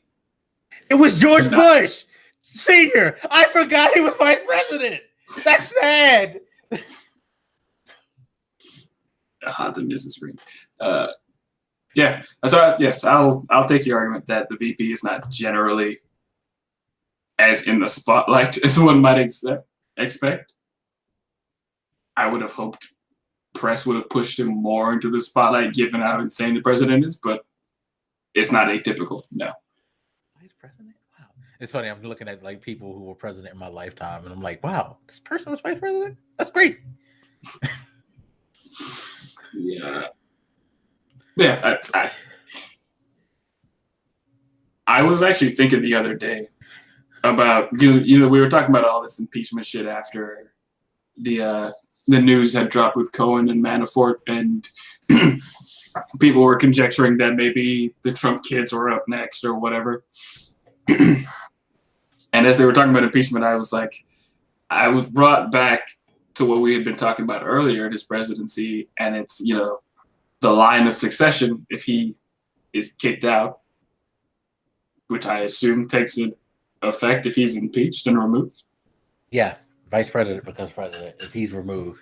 I just remember thinking one of the things that depressed me a lot, or right around the time he got elected, was this idea that he's not just a shit president or a shitty person to be president, because to be fair, he hadn't really been president more than 5 minutes when I started thinking this, is that he's filling up this place with people who are shitty. So even if you do get rid of him, if you look at the line of succession, I don't think I just pulled it up so we could like see. And it's like the top 4 right now. Nah, bruh. Okay, so if something were to happen to remove President Trump, of course, Mike Pence becomes vice president. Something were to happen to remove Mike Pence, Paul Ryan is your president. Paul Ryan goes down in the plane with these guys. Fucking Orrin Hatch, who's 1 million years old, is the president of the United States. If he dies, which he probably would the day after he becomes president because he have a heart attack, because he's that goddamn old, then Mike Pompeo is the president. If he goes, Steve Mnuchin, the Secretary of Treasury, is the president.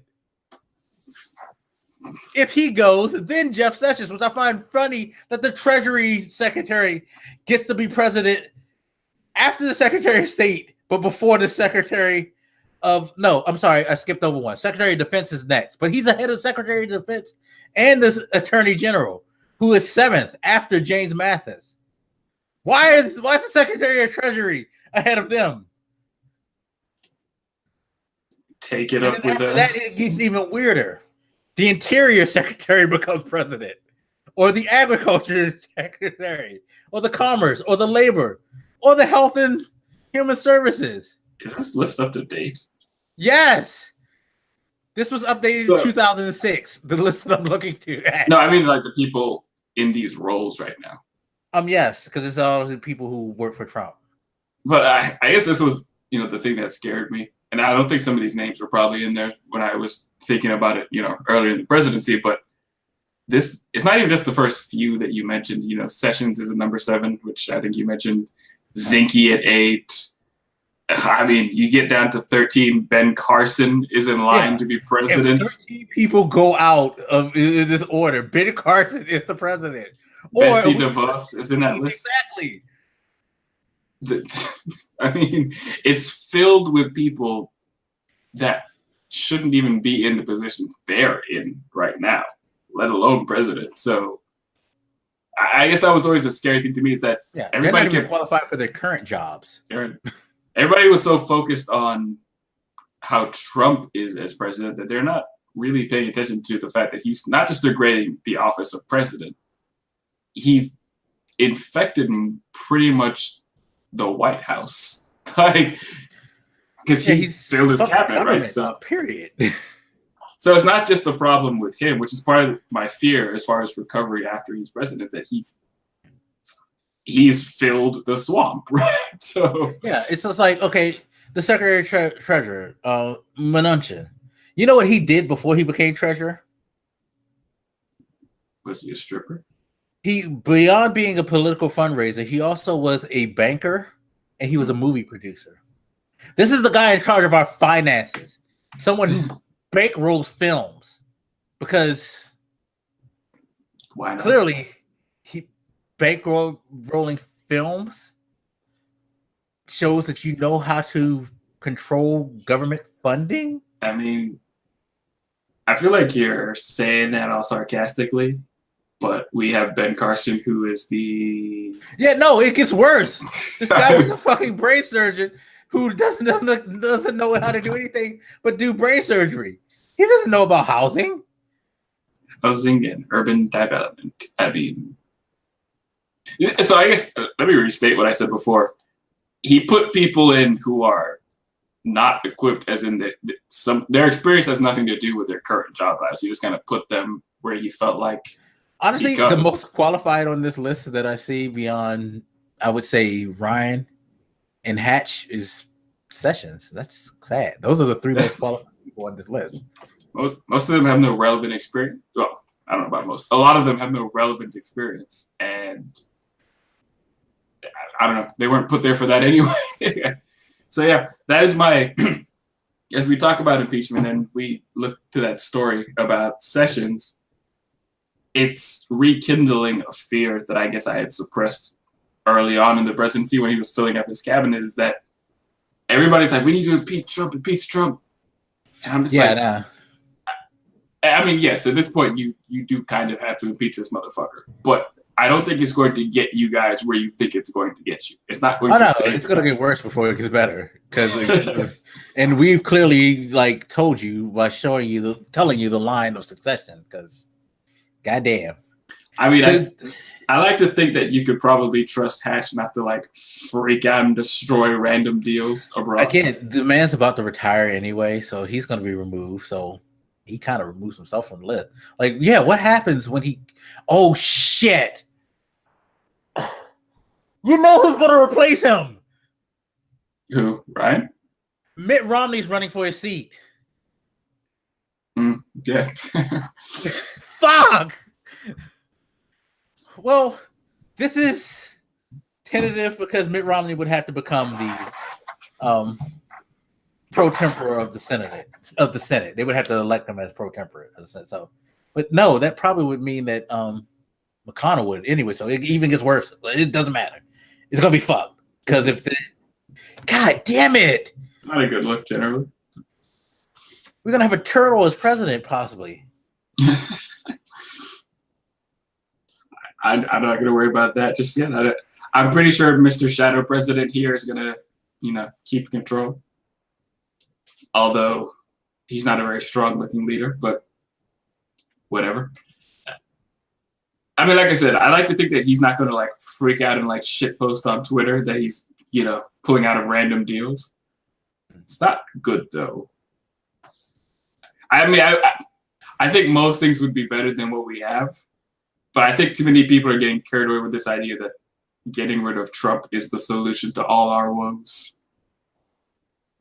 Especially when you have this place filled with people who are supporting / not willing to fight him on anything.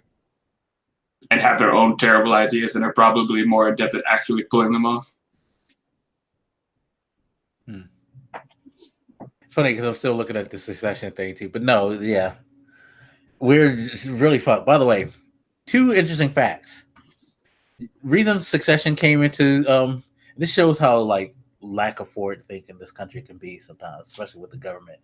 1886, after the death of Vice President Thomas A. Hendricks, Congress passed a law for the line of succession because Lincoln died and there was no fucking person to succeed him.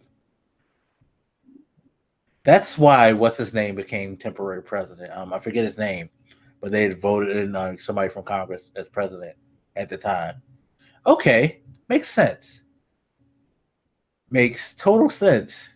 But why wouldn't you have a line that's very dumb? Yeah, nobody ever thinks what happens if the vice president dies. Oh.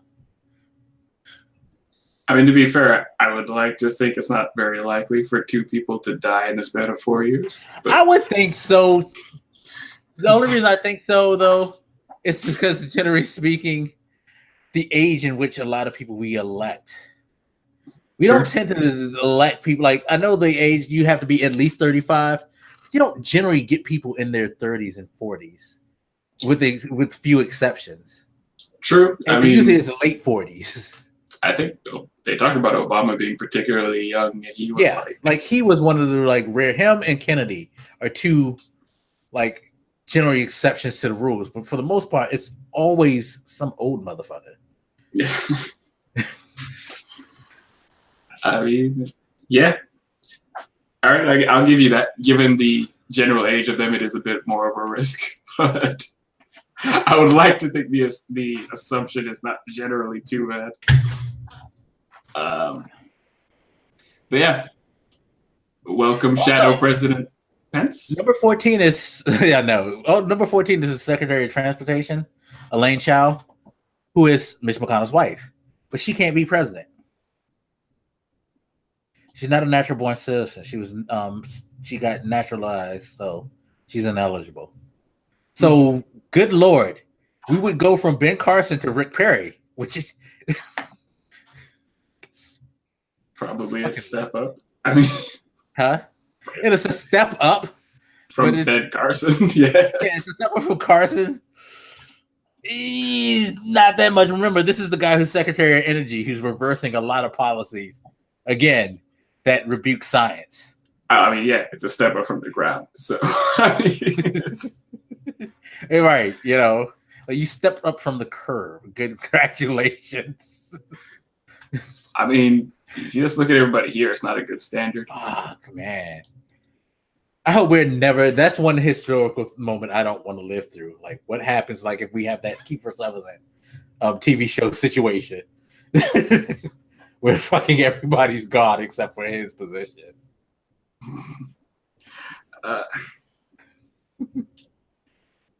I will say Shadow President Pence does sound kind of cool, but it does sound like a video game character, doesn't it? He's in this deep secret plot to like take power. Yeah, that's like a Metal Gear fucking term. Like, okay, the Shadow President has initiated the Metal Gear program. I think stop him. That author, was making the argument that in his interview, not in the book, because again, I haven't read it yet, but he had been making the argument that I guess come next election, like Pence is kind of positioning himself to look like more like the normal guy, so that the next election he would look better. And I was like, that's a stupid strategy, because I mean, yes, compared to Trump, you know, most things look normal. I'll give you that. But you have the stick of Trump on you in that you were subservient to him and did nothing to challenge him for 4 years. And I think you're underestimating how much distaste people have for Trump. And I think maybe this is me projecting and being hopeful. I think once he's not in the office anymore, it would be easier for people to express some more disdain for him than even now. Because I'm sure some people, you know, he's president and some people voted for him. And I'm sure some of that is just kind of out of stubbornness. He's like, you know, well, better than fucking Hillary. And since he's in office, they kind of have to stick to their guns. I like to think that once he's out of office, the guns can be lowered a bit. Well, not only that, but Pence is also banking on the idea that he'll be able to sustain enough of the base, even if it's not about like the stink of Trump. He's betting on that he's going to do enough to sustain the base, so like the base is going to just sit by and idly say, well, again, it's better than the alternative. Not only that, he's also banking that independents are going to be as stupid as they were the last time and just don't vote if they don't get Bernie Sanders or someone who they felt like they deserve. Because, I mean, with Pence in office, he's still going to put, you know, the type of people that you don't want in office. Let's be honest. Yeah, I don't see him like dismantling everything that Trump did. That's the thing. Like, are you going to have a full cabinet turnover? And are you going to be able to do that within like whatever time? Like, say Trump got impeached within the next month or two. That gives Pence 2 years. You got to tear apart your cabinet and reestablish it and put people in who's going to make policies and try to get policies done with it. It's going to be chaos. Seriously. Sure. Nothing really comes good because we've seen it happen before with presidents who, like with Nixon. You know, Gerald Ford didn't have the best of time as president because he had to like manage. He had the damage control. Yeah, it's not super effective, and it goes back to this, you know, argument people have been having forever about Trump versus Pence. It's like, would you rather have a destructive moron who's actually telling us everything he thinks, you know, is out there in public being a moron where we can watch him, or would you rather have somebody dark and insidious actually doing shit effectively in the shadows? I think they're both terrible, but I think it is a fair thing to talk about. Is, you know, as much as we hate Trump, we have the luxury of the fact that he's a moron, so we can kind of watch him more easily. I think Pence, as the potential to be very damaging in a way that most of us won't notice because he was not as stupid. Yeah. You're fucked either way, guys. Sorry. But at least we'll have a much cooler presidential title because you know the rest of the world is going to be shitting in their diapers when they hear Shadow President Pence is on the move. Yeah, that guy's like, yeah. Dang, it's a fucked situation that we put in. Like, god damn it. And again, as all this news goes down, it seems like it is a situation we really might have to face. You know, I thought more about it because of this particular article about Pence, but again, that Cohen thing, Manafort, what's that dude's name? Alan Weisselberg? Yeah. He's the CFO of the Trump Foundation. That dude with AMI, Pecker. By the way, did you see the picture from the CNBC coverage of it? Like Trump is worried about his pecker. Is worried about pecker leaking. Oh my god! Yeah, worried about leaking pecker. I was like, yo, who wrote that? Who fucking wrote that? Like, you really was sitting there like, I gotta do it. Matter of fact, I have it up because I sent it to somebody, and I just like love her face. Yeah, because the face fit too, because it looks like weird. Should I be worried about pecker leaking? Yeah. I guess many men across the country are worried about that. But yeah, this is a lot going on now, and you know, given the death of McCain, given all the random shit Trump talks about, it might be a little easy to kind of let it go for a sec. But all of a sudden, there's like a lot of his inner circle kind of guys on that chopping block, or potentially cooperating, I guess. People are talking about his kids, you know, being part of it. We really might have to face this impeachment question. I don't want to say sooner. I don't know. I guess I didn't really believe it would happen. And it's seeming more and more possible. Of course, the question is, will the House actually impeach him? Because that's a political battle to have, I guess. Unless the Democrats, like, you know, spank their ass this year, then it'll probably be easier. But I don't know. There are some questions that I wasn't sure we would really have to face. Well, we're facing them now. Yeah, I mean, I feel like we're staring down the barrel of like a hard situation. It's like, you know, as they get together to talk about these impeachment proceedings, I feel like one of the arguments that should at least be talked about is, do we want a scary secret evil guy over the dangerous moron that we can watch?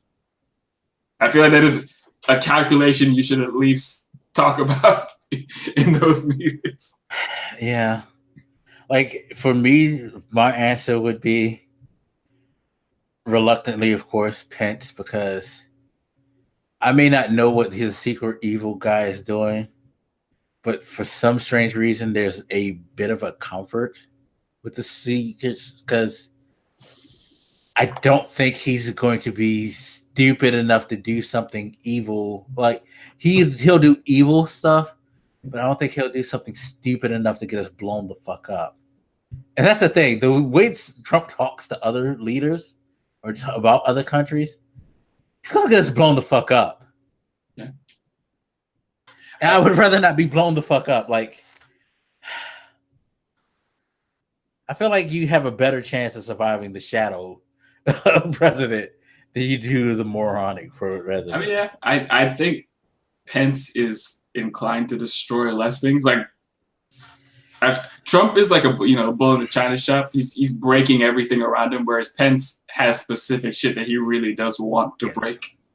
So yeah, I feel like it's the moral war is what we're going to be facing. Generally, just like a total moral, like gay rights, sure, you know, things like that. I feel like his stuff would be more based on religion and morality, with a little splash of racism, his racial issues.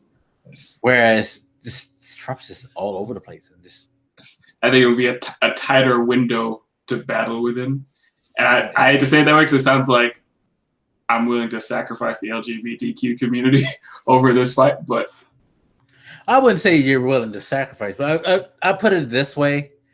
If I had my choice of fighting a 4-front war or a 2-front war, I'm going to take the 2-front war every time. Sure. I can't spread my. It's better not to like spread out my battle plan. I know where Pence is coming from, and I can formulate a better plan of attack. You don't know what the fuck Trump is coming for. Do we fight him over immigration issues? Do we fight him over ecological issues? Do we fight him over economic issues? Do we fight him over global issues? Do we fight this man over, tax, healthcare? Like the battleground is so fucking spread out with him. Whereas again with Pence, even if he does have different things, I at least will fight one fight first. Like I'll deal with his issues in race and religion first. Then we can move on to the next fight, which, okay. Now he's pushing here. Trump is just pushing all over the place. He's just like guerrilla warfare. It's hard to fight guerrilla warfare. You don't know what the fuck to expect, where it's coming from, or what's the rationale. They're just going to do it. Oh, yeah, definitely. I agree that Pence is the more favorable enemy. I just want to make sure everybody is making that choice and that calculation, because I think too many people just assume if you get rid of Trump, you're in the clear. No, you're not in the clear. You're just fighting on a better battlefield. Yeah. That's all you're doing. You're going to have a more conventional war, basically. Which mildly depressing, but yeah, it is so bad. Like, am I gonna spill blood everywhere or just gonna spill blood here? Damn it! This goddamn era that we're living in right now is just too much. All that said, I do feel like we can get back to normal. I have to feel. There's hope. I agree with what John McCain said. It's like we're not done.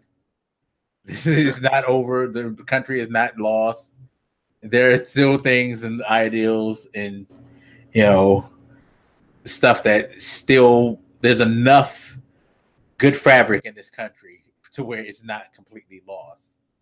I mean, like I said, I would like to think once Trump is out of the way, it'll be easier for us to kind of look and be like, what the fuck were we doing? That's crazy. I don't know. I just want to see what 2021 is like. I want to see, assuming we have an adult there, I hope that living in the Washington, D.C. area, my feeling during the last weekend of January 2021 isn't one of disgust and despair like it was in 2016. That's all I hope. I was going to say hope bigger, but we'll take it slow. Yeah, we will. All right. So, is there any other topics that you have that you wanted to discuss before we close this out?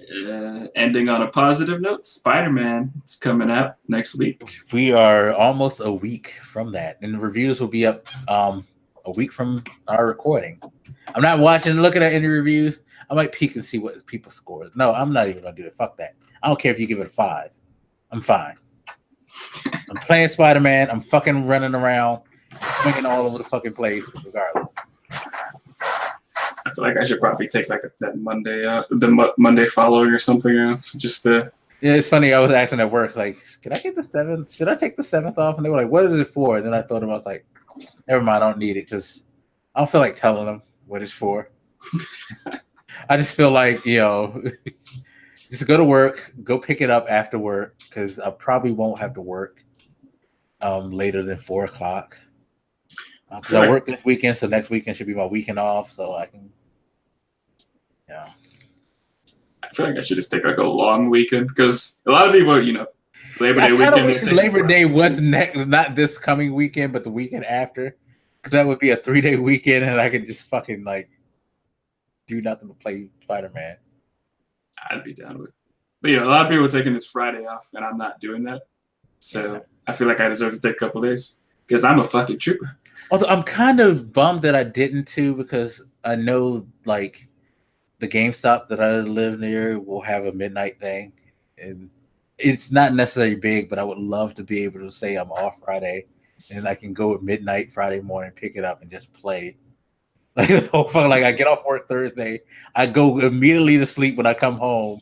And I wake up at like 11 o'clock. I don't even have to get. I mean, I wake up at 11:30 and just get in my car because my GameStop is literally like 3 minutes from me. Convenient. Yeah, I probably could still get it that night, even though I work, because fuck going to work on time, right?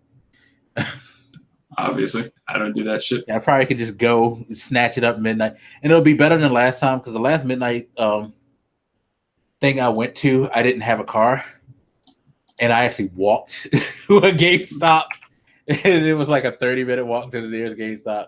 But yeah, kind of didn't like having to do that, but now it's like, hey, if I go to a midnight thing now, I can just drive there and be back in 5 minutes. Yeah. Just in case, because knowing my luck, something always fucking happens where I can't do what the fuck I want, and maybe I won't be able to play it as soon as I want. If anybody spoils shit for me, I'll come kill your family. I know. Just to let you know, social media, you're blocked. You're incredible, because I know there's going to be people who's going to get it at midnight, but you'll have it at midnight. In fact, sure, because you got the digital copy. Whether I can play it or not. Yeah, but it's like for those of y'all who are gonna get that shit, and I hope they do the like midnight Pacific time thing. But fuck y'all. No, don't be fucking with me. Seriously. No, seriously. Like, not for you, because I know you're not like that person, and I know like Prod's not that person. But there's a lot of people that I know that are that person, especially a lot of people on YouTube, because they're gonna be rushing to get on Twitch and YouTube just so they can play it. And like, no, fuck y'all. Y'all go to hell, kiss my ass. Love you, but fuck you for that day until I play it. I mean, people are sensitive as shit. Like games, movies. I mean, they'll spoil the fuck out of everything. And their excuse is always like, well, if you didn't want to spoil it, you shouldn't be on social media. As if I know who's going to spoil what. Like, oh, I'm sorry. You're right. You're excused from having manners and like fucking, being considerate of others because it's social media. Get the fuck out of here with that shit. That's like saying, if you were just like walking around through like a store or something and somebody started shouting Infinity War spoilers. Well, if you didn't want to hear it, you should have like cut off your ears. What? Like, no. On some level, some of the responsibility has to be on the motherfucker spoiling it. At least a little bit, right? Come the fuck around. Because at the end of the day, people who do that shit, they do it because they don't give a fuck about anybody else. Sure. And that's the thing. You have no consideration for your peers or other people. So you're just a dick. Yeah. So anybody out there, I know we're all excited, but be chill. All right. I've been hyped for quite a while. And obviously, you will know, I guess, when we talk about it here. So it's not going to be like a spoiler. Like, you'll know that the video is about that. It'll be pretty obvious. Yeah, because I'll probably do like after I play for God knows how long, I'll do a quick like summation of what I think from my first experience, which is what I always do. A spoiler-free one, by the way, because I ain't a dick. And then, of course, we'll probably mention it that like following broadcast, we'll probably at least like mention how we feel about it. But again, no spoilers until we beat it. And when we beat it, we will do a spoiler cast, a proper thing where we'll let you know we're talking about the spoilers. So don't watch this video. Sure. Because we have respect for you as people. I love the people who are like, if they'll make a video and they'll say, if you don't want to spoil, don't watch the video. But then the thumbnail itself is a spoiler. Like, yeah. Like you saw, like no with thought process. Infinity War or the God of War thing. I just got a blank screenshot with nothing, just a picture of someone standing. I'm not putting a moment in the movie because that's dumb. Yeah.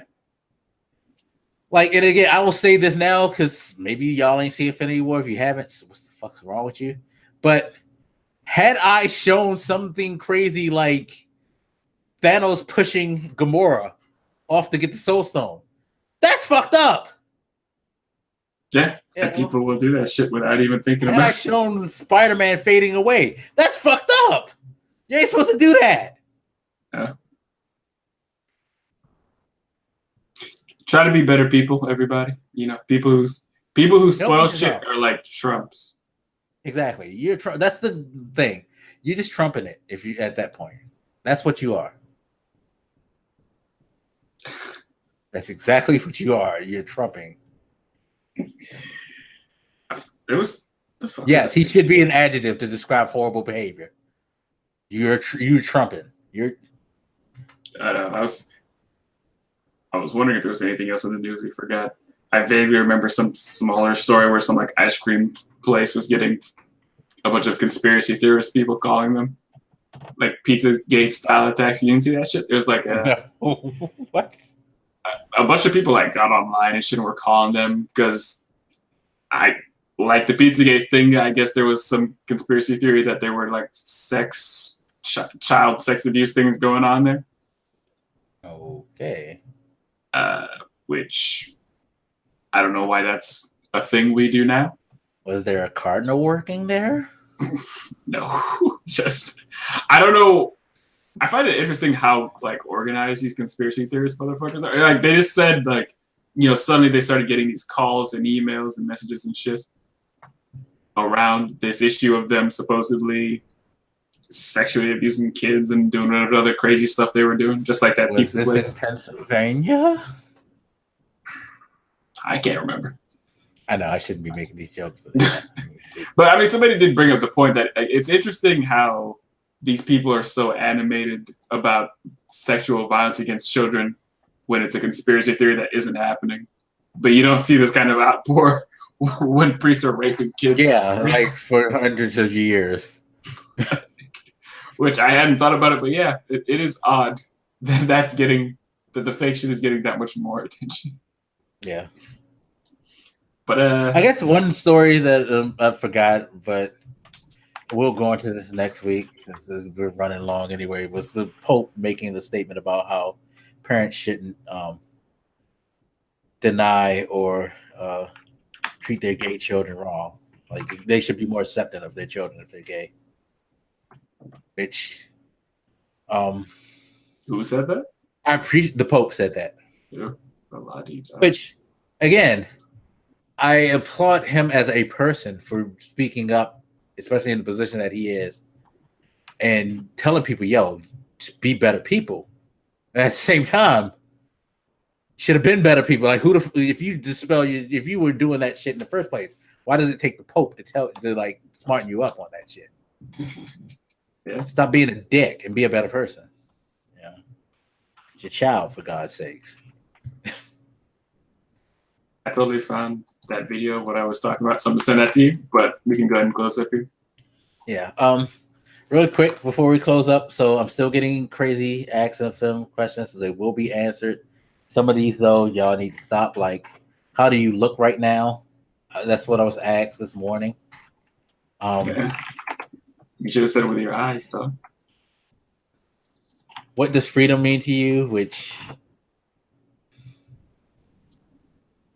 yeah, I'm not going there right now. Anything that doesn't have to do with Trump right now is a short answer. Somebody asked me what was the best part about my place, which is kind of creepy. Are you want to know about my Is it the closet that I'm hiding in right now?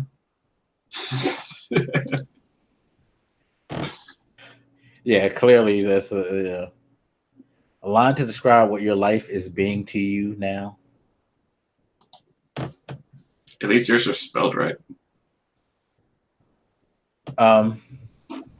Oh no, they just spelled describe right. Because I was going to say, wait, I don't think they spelled describe right, but I was like, no, it did. I'm saying I got one that said, "I see something wrong. Now tell me what is disturbing you." And like something is spelled SMTH, and you is spelled with like 3 U's. It's because it's you. I'll tell you what's disturbing is that fucking question. See, if you could sum up your day, is there anything good or bad you have done yesterday?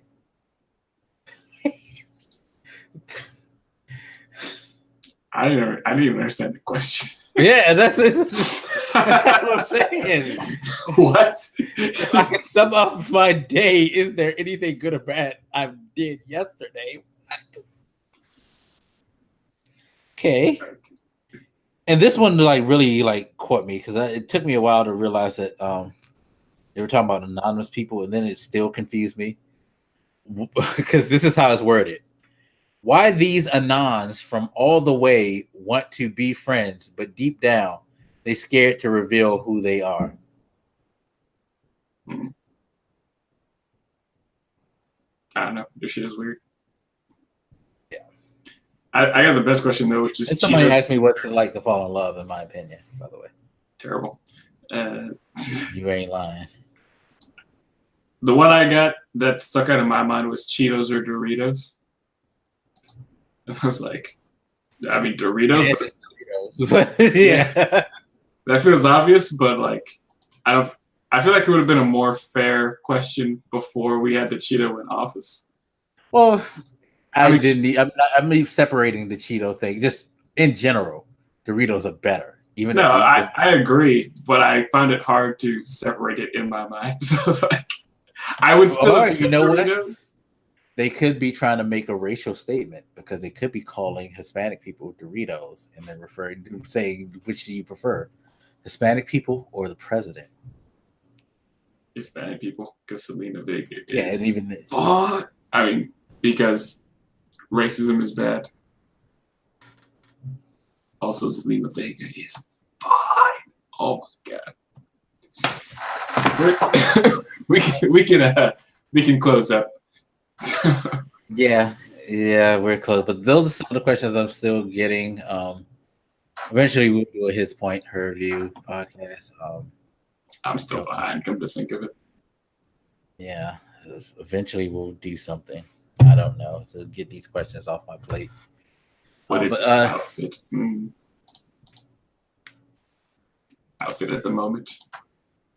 I'm wearing clothes, father. Yeah, it's like some of these questions, like you really didn't think these out, or you were bored. You actually. I'm sorry, people, if that's insulting, but yeah, some of y'all questions. Yeah, fuck you guys. Try harder. Do better. Yeah, like we're here doing hours of podcasting, trying to give y'all some insight on things. This is the shit that you wanted to discuss. Like, to be clear, I speak English only, so ask your questions in English. Anyway. Yeah. Legible English. Yeah. Anyway, thank you guys again for watching. For those who we didn't offend, totally appreciate you coming back. And I guess that's it. Nothing to plug, although still check out Urban Fresh. He's just actually posted some new clothes. Look at the links in the description because I do believe I put his Instagram in there now. So check the Instagram. You want to see like immediate photos of stuff that he's working on. You can see him there. And then go to the website if you want to buy something. Sure. So we don't get anything for it yet. I'm going to try to work to see if we can end up getting commission. We're going to blow them up first, and then we'll get commission for this somehow. It's true. I had to work on a deal with that, but yeah, check that out. And any books before or any things to read other than Batman getting his heart crushed, which is fucking disgusting. I don't got anything this time around, but I did get Black to read a couple of issues of Tom King's Batman run, which I don't know if he hated or loved, but I liked them a lot. But even though I haven't read for it, knowing what's coming is just disgusting. Like, yo, this dude really seems like he's actually trying hard to be a happy person. Yeah, it's fucking beautiful. But and for all you guys who don't like Tom King's run, you can suck a dick. I mean, the writing is wonderful, storytelling is awesome. Fuck you. You're just the type of people that don't like shit. Anyway, I wouldn't say I don't have any book on me right now, and none of the comics are standing up too hard for me. So suck it. Just watch Samoa Joe and AJ Styles feud and just see how masterful Joe is. Well, watch it. I don't know if I said it last time. No, I couldn't have because it happened on Saturday. So NXT TakeOver Brooklyn, watch the fuck out of that shit. Oh my god. Definitely. I've seen that shit like 4 times. It's amazing. It's funny because every podcast I listen to that has a wrestler on it, it's all they talk about. Like today I was listening to Stone Cold. He was talking to X-Pac, and they, he had already talked about it last week. And he was like, yo, you see that NXT? And X-Pac went off on it, and they went on a long tangent for that because they were just like, how is it that they're just doing so good down there? This is so great. It's like, yeah. Every fucking match, dude. You guys owe it to yourself. It's funny because X-Pac made the point. He was like, think about like the Adam Cole Ricochet match where they did the whole thing with the super kick and all that. And he said he was sitting there watching that. It's like, damn, I feel bad for these girls when they came out because like y'all got to follow that. But he was like, but then they crushed it. Like, yeah, everybody crushed it. So like the third time I watched the show and I came up to that part, I was like, it's so weird that like if this happened on the main roster, this would be the piss break match. You send out the girls. That's when you would get the squash like Baron Corbin demon shit or something like that. I mean, it used to be where you put the women's spot. Like nobody cares about the women's match. You're gonna put it there. Nobody gives a fuck. That might have been my second favorite match of the night, personally. Right after the Cole Ricochet match. Yeah. They actually followed that fucking match and knocked it out of the. Oh my god! You got fuck the book of the week. You guys owe it to yourself to watch NXT TakeOver Brooklyn 4. If you're not paying for the WWE Network, it's because you're a cheap piece of shit, or you can't afford it, which I respect. There's other ways to see it. You know what I'm saying? But I'm not saying because I can't say that. You know what I'm saying? All right. I know. Y'all know how to get there. All right. So with that said, thank you again. Appreciate you guys for watching, and we'll see you next time. All right. Peace.